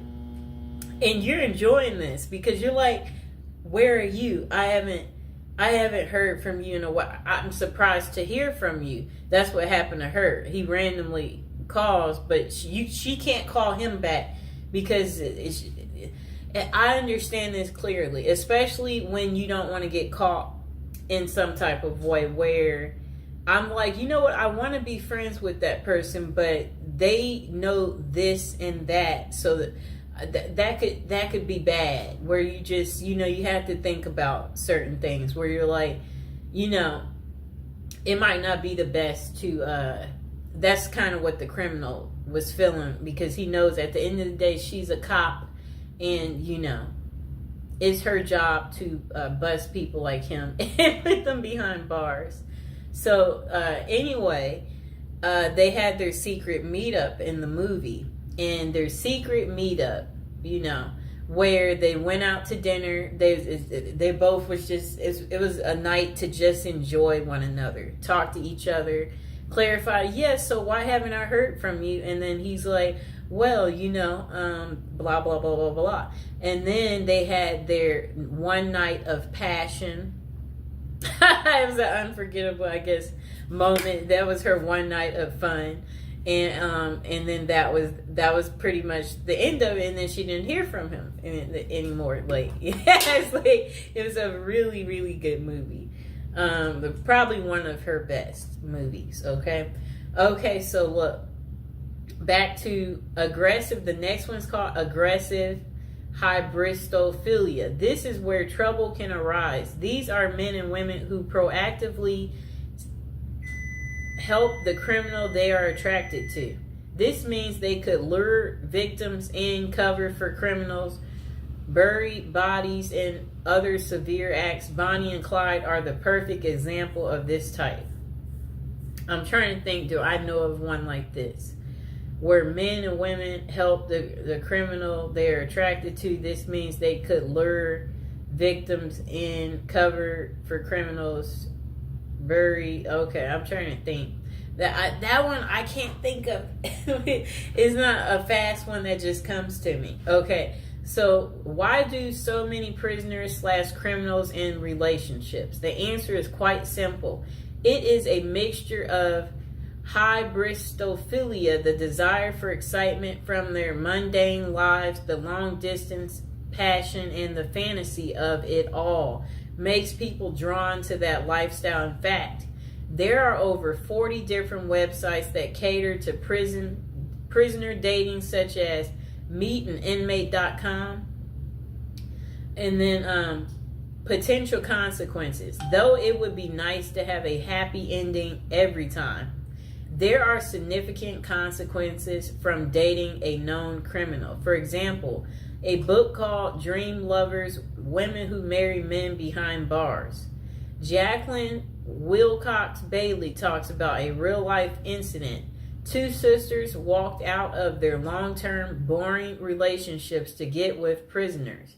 When those men were released, one of the sisters was murdered, and the other was beaten and tortured, which sent her supposedly posed lover back to jail.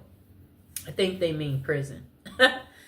With this as a possibility, always be aware of the dangers you could be subjecting yourself. If you decide to follow that journey, with that being a solid case, does that mean that all prison love is fake and they are nothing but predators?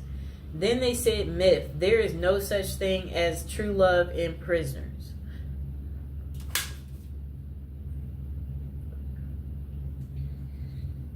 Okay, so they said there are some genuine and sincere relationships, but there are also tons of scams as well. How do you know the difference? If you are reading a letter from someone behind bars and they ask for money in any way, it is likely a scam. Do not fall for it. They could either be reaching out to women and men for financial gain, attention with the media, or to gain supporters, just like Ted Bundy, Richard Ramirez, and Scott Peterson did. I know what all of them look like. That's how infamous they are. For the record, serial killers such as those noted above are less often associated with scams and writing letters. You may think that they are great at manipulating, but that is not the case with them. They get away so well with murders and crimes because they are bold, always act like they have nothing to lose, and never overthink what they are doing. With an IQ of below average, more love letters come from non-serial killers who are much smarter and think things through better. Okay, overall, use your best judgment. These people will not always con you. They may be truly into letter writing for human connection. That's kind of funny because like they crave the connection, so that they're writing the letter because, you know, there are many people in jail who do not have family or friends to reach out to. So they turn to pen paling to feel involved, valued, heard, and feel like they matter. Though it may not always be about love, it can still be about companionship and support, and worth volunteering to help people such as them feel cared about. Bonus, how to craft a prison letter. One thing I noted the most about the letter I have how well written it is. There are no errors. The penmanship was nearly perfected and the message was very well contrasted. So how did someone in prison learn to write so well? One word: practice. Those who write love letters would use trial and error in their writing. For example, they would keep tabs on the responses they would get from their loved ones. When they said certain things, they would then work on perfecting in those areas to get even more positive responses. In addition, they could have utilized other inmates for assistance as well. More perspective is a catalyst for fostering new ideals in learning how to write a moving love letter or scamming someone successfully. If you want to learn to write a great letter, start with practicing. Use your feedback as a guide and never be afraid to ask for help so you can become a pro.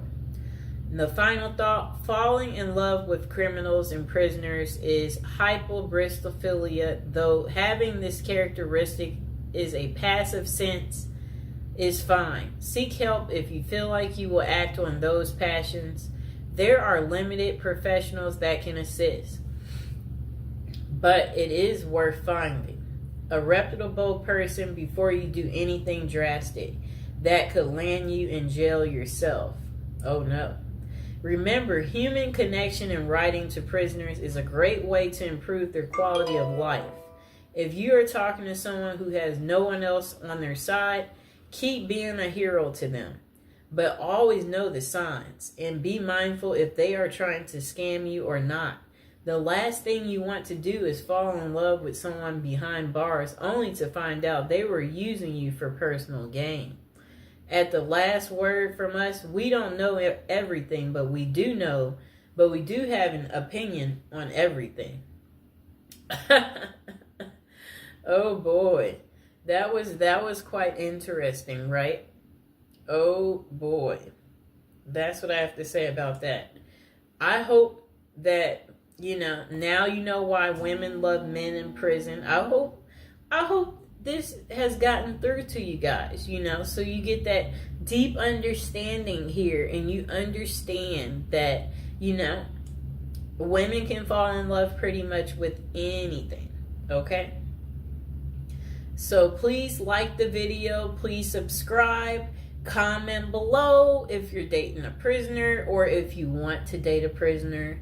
And if you are enjoying these episodes, let me know.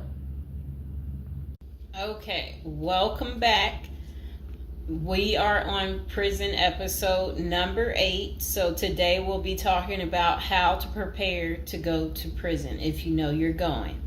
So, prison is all the rage in Hollywood. We've all seen Oz, the Shawshank Redemption.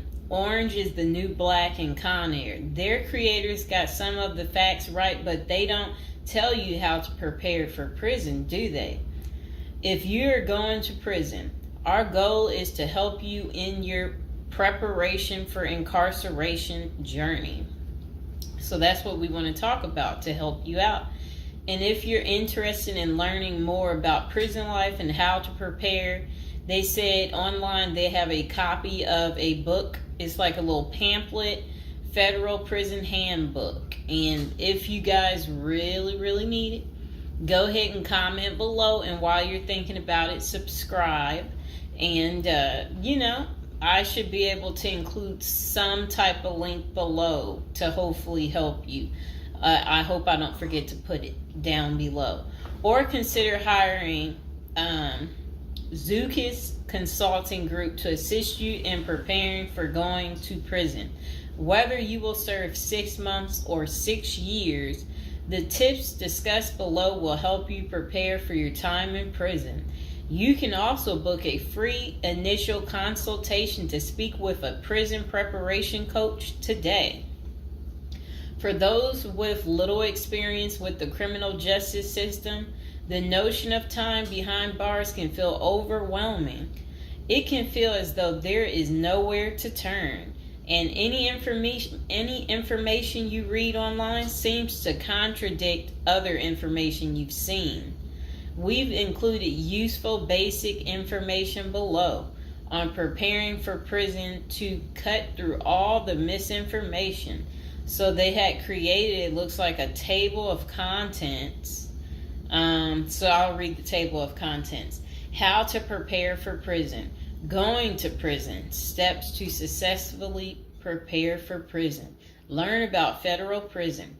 Federal prison facilities. Minimum security prisons. Federal prison camps. Low security prisons. Medium security prisons. High security prisons. United States Penitentiary. USPS. Administrative security prison. Research your Pacific prison. Arrival and personal property. Money in prison. Communication in prison. Get in good physical shape. Get your affairs in order. Preparing your family for incarceration. Appointing a power of attorney. Designating your point of contact. Resolving your medical and dental issues. Creating a list of contact details. Authoritative information about going to prison. Life in federal prison. Stay out of prison politics. Keep yourself busy. Wow. Find purpose. Stay clean. Avoid discussing your charges. Learn the rules. Be polite and respectful. Have a good attitude. Don't struggle with how to prepare for going to prison. We're here to help. If only Diddy had this. Okay, so now let's get into how to prepare for prison. It's essential to prepare in advance if you have been convicted or pleaded guilty to a criminal offense and are waiting for sentencing. According to the United States Sentencing Commission, the average federal prison sentence imposed is approximately 147 months. That's a lot. Less than 20% of offenders serve a prison term below 5 years. This means no matter the nature of your offense, your confinement to federal prison will likely disrupt your normal life for a minimum of a couple of years. Essentially, adequate prison preparation eases the transition to your new life behind bars. It might not take away the hard realities that follow losing your freedom, but knowing what to expect and how to navigate your life inside the prison can be the difference between a smooth transition and a turbulent offset. Losing your freedom is hard enough, especially for your emotional and psychological well-being. Thus, managing any preventable hardships or mishaps can go a long way in promoting your mental health while serving your sentence. At Zeus Consulting Group, we help potential federal prisoners prepare for their incarceration by equipping them with information to navigate their life behind bars. Our criminal justice system largely fails to reform convicts. Hence, if you are keen on going through your sentence as smoothly and as quickly as possible and transitioning back to an active life afterward, we are here to assist you. If you get in touch with us immediately after your conviction, our team can offer expert coaching on making a favorable impression at sentencing to secure a more lenient judgment. In addition, we coach our clients on how to live a meaningful life during confinement by cultivating their abilities, keeping them out of trouble, and developing an excellent record. These are essential factors that can enhance your overall life in prison and improve your chances of serving a shorter sentence.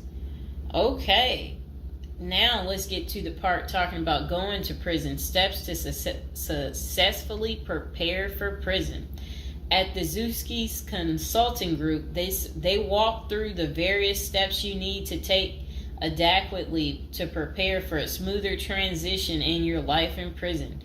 Generally, criminal conviction comes with potentially life-changing consequences, and the period before incarceration is the hardest for most people and their families.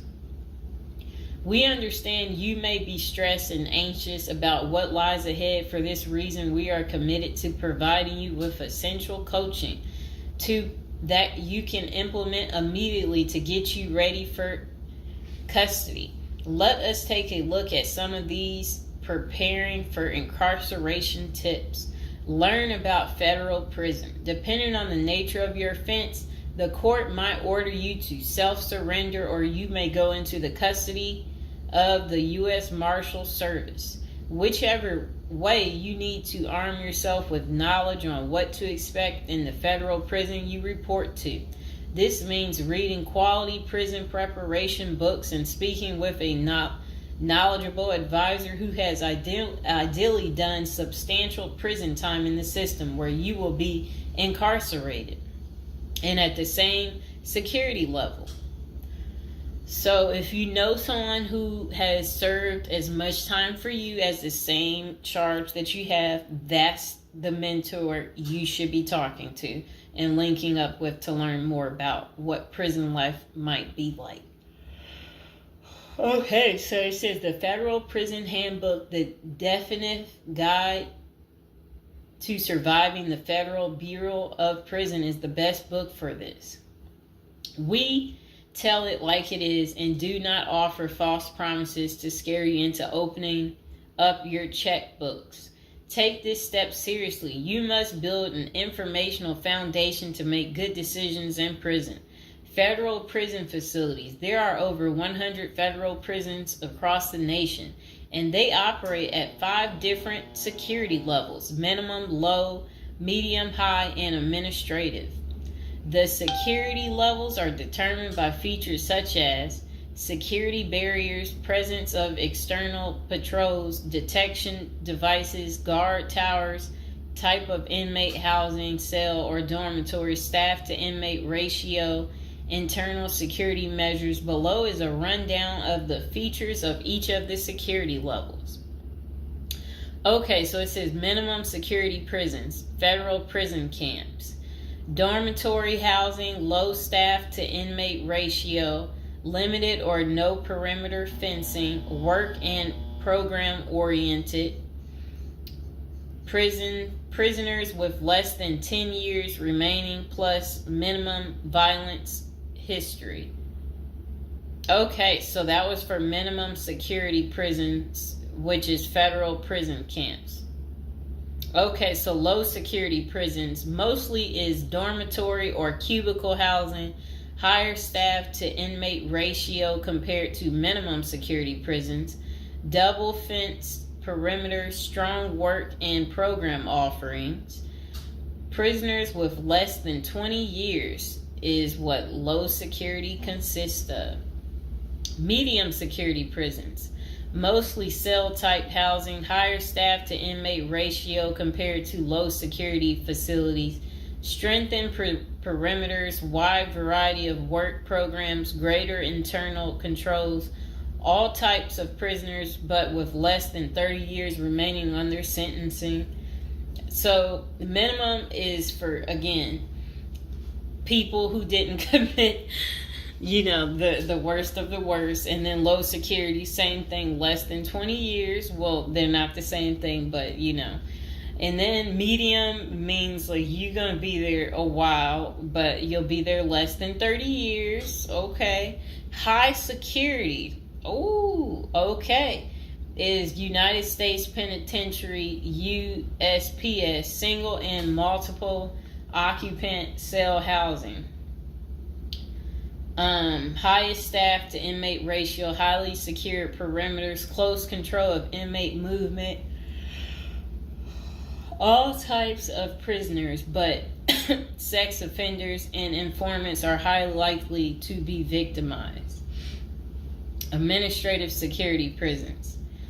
Administrative security federal prisons have special missions. For example, pretrial offender detention, treatment of seriously or chronically ill offenders, confinement of escape-prone, violent, or extremely dangerous inmates. So that's administrative security prisons. So, all right. Okay, so administrative facilities include federal medical centers, federal detention centers, the federal transfer centers, and others. Please see our Administrative Security Federal Prisons page for more information about these institutions. Operations and privileges such as leisure time vary widely at each security level. At the Zuski Consulting Group, we can help you understand the implications of being held in any prison, regardless of the security level. But generally, through the Federal Bureau of Prisons, BOP, ultimately decides where to confine you. Your attorney may request your designation to a facility that best fits your needs. Okay, just a moment.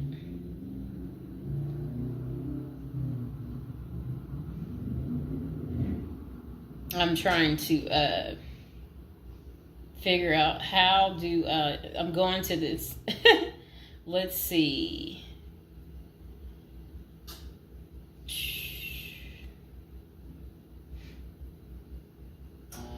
Know why I keep getting these numbers calling. Okay, back to where we were. Research your Pacific prison. If you are ordered to surrender, go to our federal prison profile section and locate the Pacific profile of your upcoming prison. Once there, you can read about the particular prison and life therein. You can also download the prison's admission and orientation handbook and commissary forms. These will provide an overview of opportunities available at the prison and protocols for education, recreation, housing, health, psychology services, and more.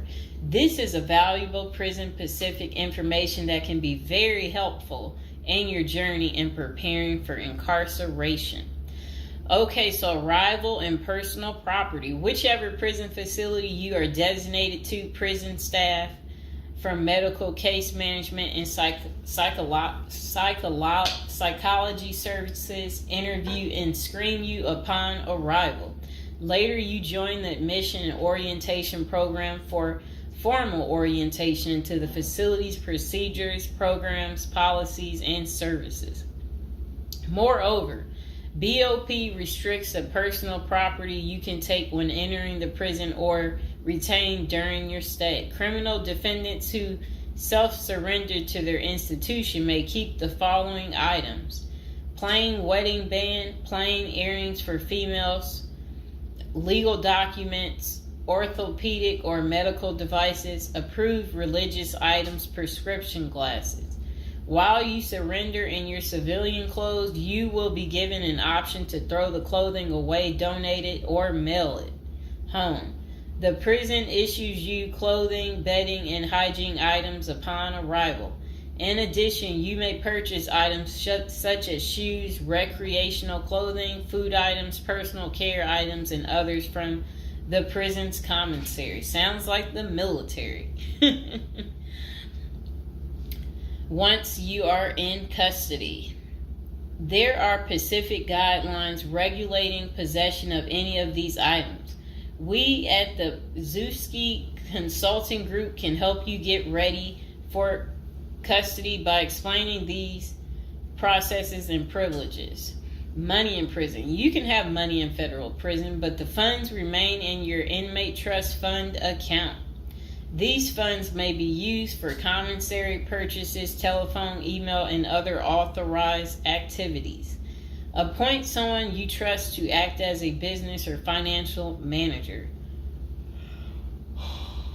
Your spouse or attorney or close friend, you may want to give this person power of attorney and arrange for the bank to allow them to make withdrawals from your account. Arrange to have them send money monthly or quarterly if you can afford it. Ask for between $400 and $700 a month. This will allow you to spend $360 at the commissary each month. Use a maximum of 300 minutes of phone calls each month. Purchase MP3 player songs and use the BOP's inmate email system. This investment will make your prison time go by faster. It's worth the expenses if you and your family can afford it. So again, ask your family to send you about $400 to $700 a month, because the commissary, they allow you to spend $360 a month, and then they're just saying that use a maximum of 300 minutes, of phone calls each month, and then you should be able to use the inmate email system too. In addition, your family and friends can send you money through MoneyGram, Western Union, United States Postal Service. Please see our page on sending money to federal inmates to learn more. Note that your account number must be affixed to all such transactions. Funds sent through MoneyGram and Western Union are processed every day of the week, including holidays. Communication in prison. Communication with family and friends is essential during your time in prison. In addition to fostering your emotional well-being, maintaining ties increases the possibility of successful re-entry into the community. The Bureau of Prisons provides the following communication avenues for prisoners and their families and friends. Inmates and receiving parties have the option to pay for phone calls. The scaled-down email service allows federal inmates to email with approved contacts, but the inmate must pay for any time spent drafting or reading emails. Inmates may send and receive mail through the U.S. Postal Service. Prisoners may receive subscriptions directly from the publisher without prior approval, newspapers, magazines, and journals. Okay. Get in good physical shape. Exercise has immense health benefits, both physical and mental. It is normal to get depressed as you contemplate preparing for incarceration. However, exercise can help keep stress levels down and allow you to focus on what matters most, creating a positive transition to better your experience in prison. You will have plenty of time in prison to develop good fitness. However, starting now is beneficial as you equally need your energy levels at peak as you rush against time to get your affairs in order. Moreover, if you end up confined, especially in a higher security facility, looking physically fit may play to your advantage, though you should purpose to stay out of all conflicts at all costs. There probably isn't any pressuring need to learn how to fight if you are housed at a camp, minimum security, or low security federal prisons. But if you're headed to a higher security level, you may want to hire a personal trainer to become as fit as possible, even if that just means looking tough. So if you're at a higher security level, you might encounter more threats. That's what they want you to know. While we don't advocate employing violence, conflict avoidance is almost always the best answer in prison. It's not the worst idea to consider taking self-defense classes to learn how to protect yourself. This is essential piece of how to prepare for prison. Violence in prison is genuine concern, and people do get hurt. A fight is never a good idea, but you need to prepare in the event of everything going wrong and escalating into conflict. Get your affairs in order. Going to prison is the last thought on anyone's mind. Even when your case goes to trial, you always hope there's a chance of fighting the allegations and winning the case or earning a lenient sentence. That does not involve imprisonment. It is understandable if you are still in denial and hoping the case might turn out favorably. However, denial only works against you, as it may hinder you from taking advantage of the short time you have to get your affairs in order. Before losing your freedom, even if there is a slight chance of getting a lenient sentence, preparing for prison is essential if things don't go as expected. Some of the matters you need to take care of include preparing your family for incarceration.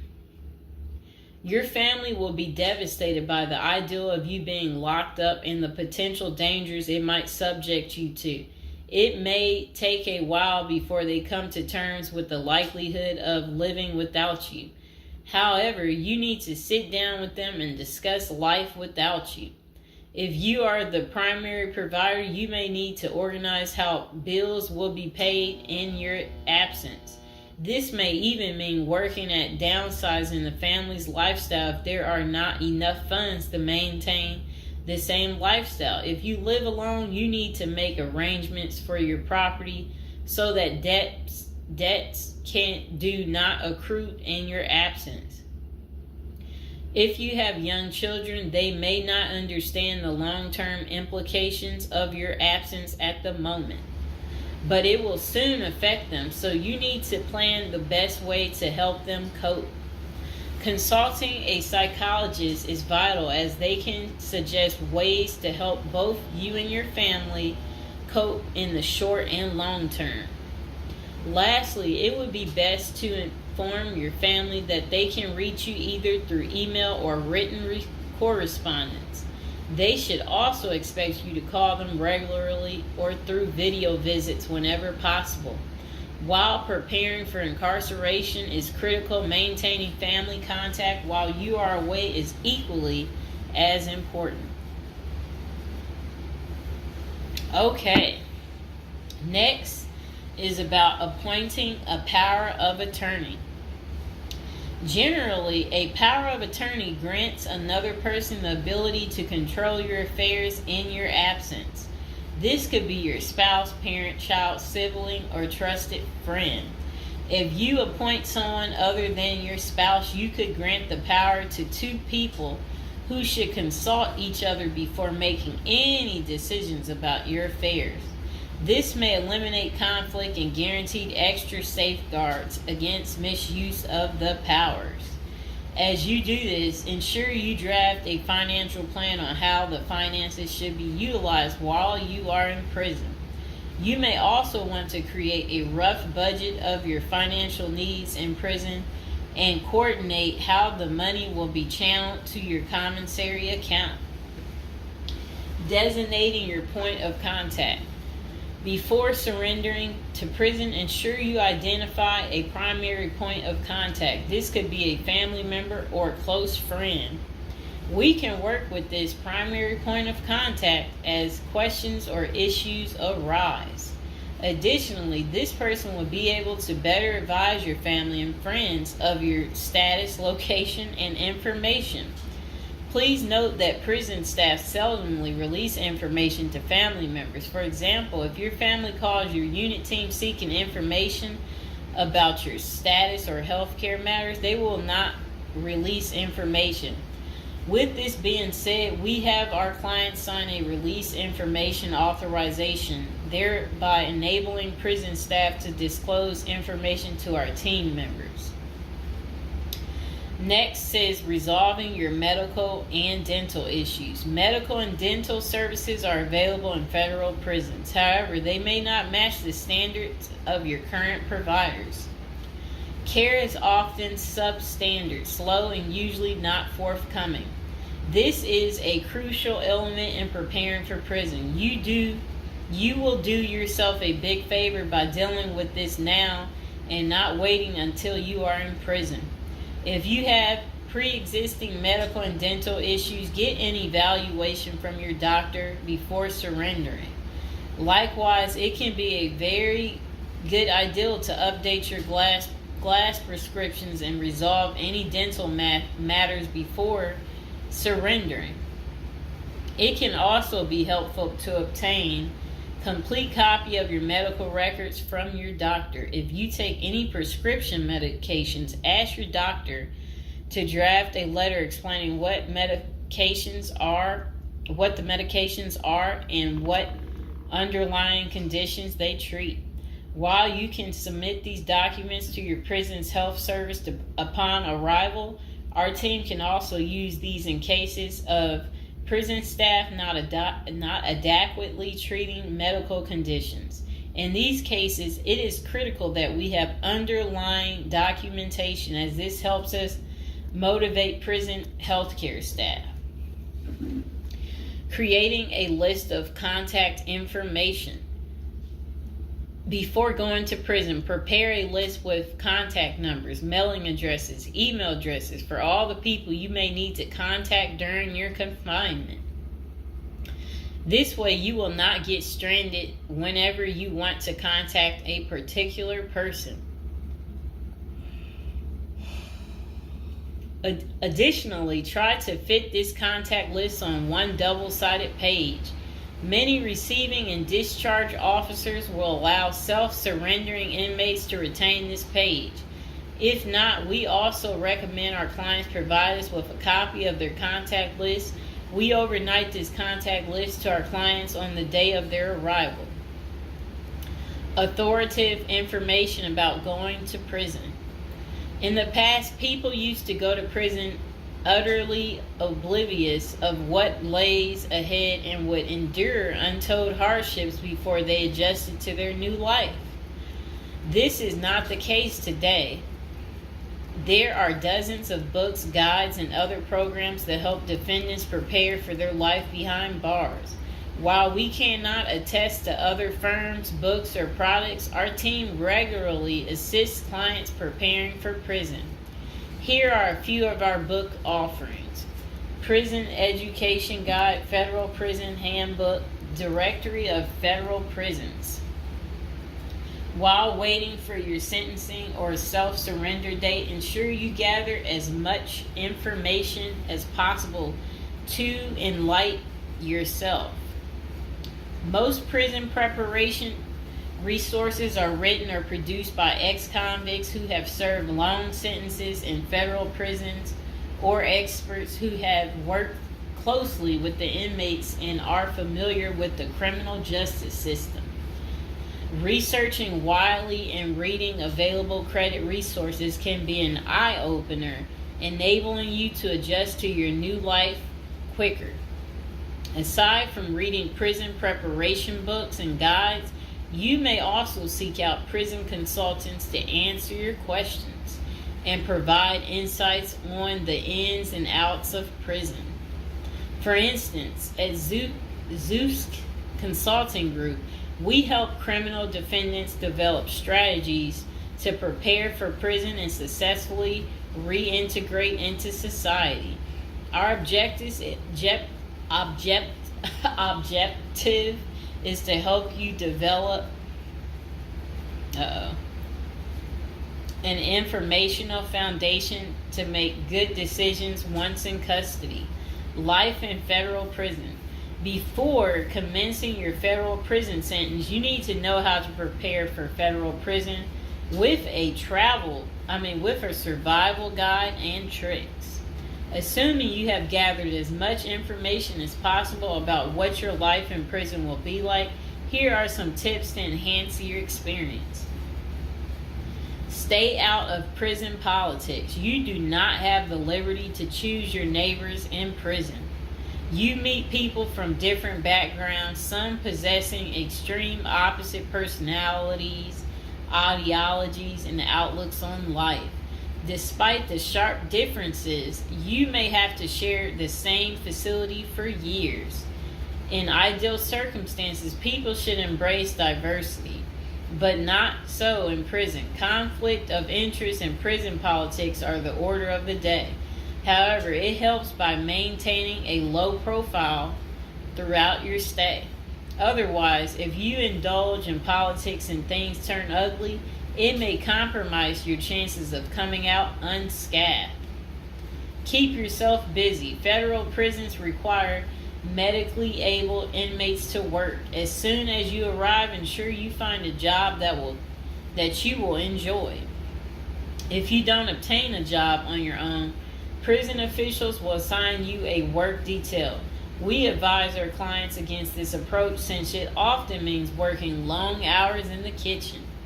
Some examples of the positions you may want to consider include plumber, inmate orderly, food service, warehouse, groundskeeper, painters. While some of these prison jobs require long hours, Others are no-show jobs where you sign your name on a sheet and leave.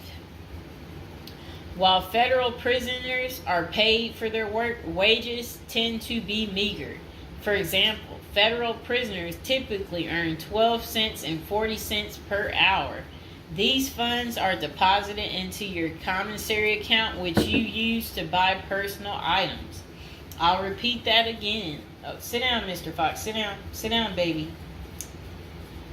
Prisoners typically earn 12 cents and 14 cents per hour. Okay. Okay, that's crazy. So when in prison, find purpose. A period of incarceration equals a lot of available time on your hands, which can be positive or negative. It's your choice. Many positive activities in prison can help you find purpose in life, even help you improve your circumstances upon arriving. College correspondence courses, writing, exercising, and teaching in the prisoner's education department are just some examples of many activities you can become involved in, which will give you purpose. This purpose will help carry you through your sentencing. Okay. Pursuing a purpose during your time in prison can make your stay more meaningful and manageable. For example, you can learn a new trade, write a book, discover philosophy, find spirituality, or purchase other professions. Likewise, we help many of our clients further their education behind bars. Whether you are interested in college or career-based studies, our team can help. Okay. In addition to keeping yourself busy and avoiding falling into a depressive state, finding purpose behind bars may equip you with relevant skills for successful re-entry into the community upon your release. This is critical. If you work, you are prepared for a period of incarceration.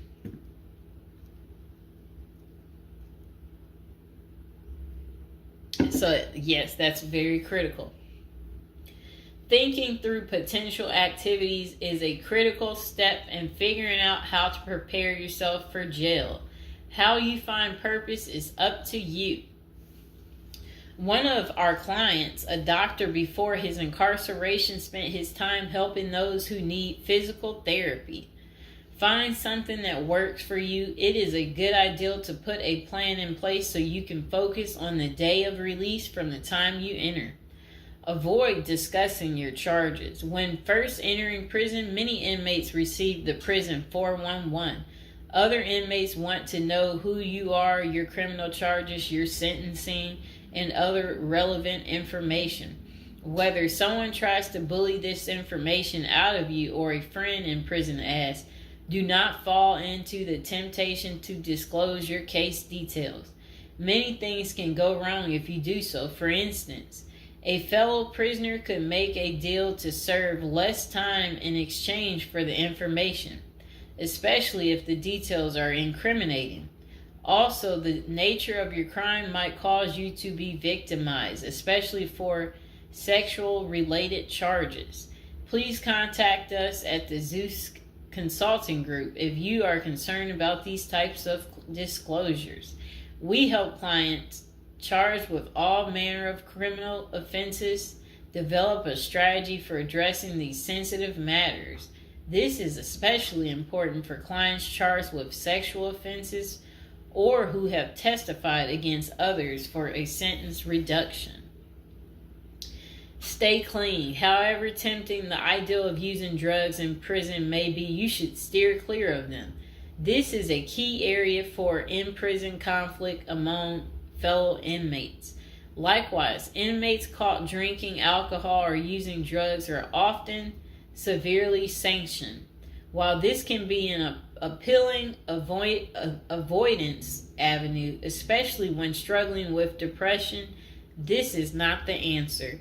Our team can help you develop better coping mechanisms. No matter how deep you descend, keep in mind that drugs are not the solution. If anything, They are likely to aggravate your mental condition. Always remember there are far better coping methods, such as remaining physically active, finding purpose, keeping in touch with family and friends, if possible, and seeking professional counseling. Moreover, no matter how smart you are in concealing drugs, it is only a matter of time before the guards catch you. And when that happens, it may spoil your efforts of maintaining a clean record and dash any hopes you may have for an early release. Getting addicted also raises the chances of being indebted in other prisoners, bringing you into deep trouble and potentially making your life in prison intolerable. Learn the rules. Ignorance is no defense for prison rules, for prison rule violations. Even if you did not know they existed, breaking rules in prison can get you into serious trouble. Educate yourself as much as you can about the prison system, and particularly your upcoming prison facility. If possible, obtain a copy of the official rule book and read it thoroughly. And note, the team at the Zeus Consulting Group regularly defends clients in prison disciplinary hearings. Our team can research the underlying incident, draft a statement for you to issue to the disciplinary, and manage all internal appeals challenging a conviction. Then it says, be polite and respectful. Prison staff is often overworked and inmates tend to be depressed or otherwise dealing with personal issues. Since serving time in prison is often unpleasant, practicing active conflict resolution techniques is important. Tempers are likely to flare quickly, and you do not want to step on anyone's toes. As a general rule, being polite and respectful is the best way to survive in prison, while reducing headaches and other interpersonal conflicts. Even when a staff member is unreasonably demanding, avoid engaging in actions that might make them feel challenged. Being polite and respectful can go a long way to making your time more manageable.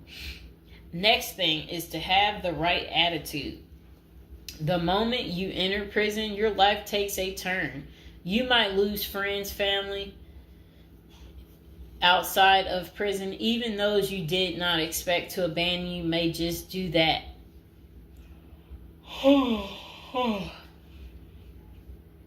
You are pretty much on your own inside prison. Other inmates may try to take advantage of you. Going to the guards for help is often a bad idea, and that can have serious repercussions. With such a gloomy situation, you need to polish up your attitude and prepare for incarceration. Having the right attitude can help you surmount the prison reality and build something positive out of the situation. The team at Zeus Consulting Group can help you prepare for the experience to come and plan for the unexpected. Prison time doesn't mean a death sentence, quite opposite. It says, if you lost your license because of a criminal conviction, they can help you launch a new career. Okay. So they're just saying basically, there's no reason you can't leave prison without a degree or a better prospect for the future. Don't struggle with how to prepare for prison. It says that use the Zeus Consulting Group and let them help you. Okay, because they're basically saying prison is never easy. They said they know what awaits you in prison and the tactics you can employ to have a smoother life behind bars. Going to jail or prison is never easy, but with directed effort, you can lead a productive life during this experience and after. Okay, so that is pretty much how you prepare if you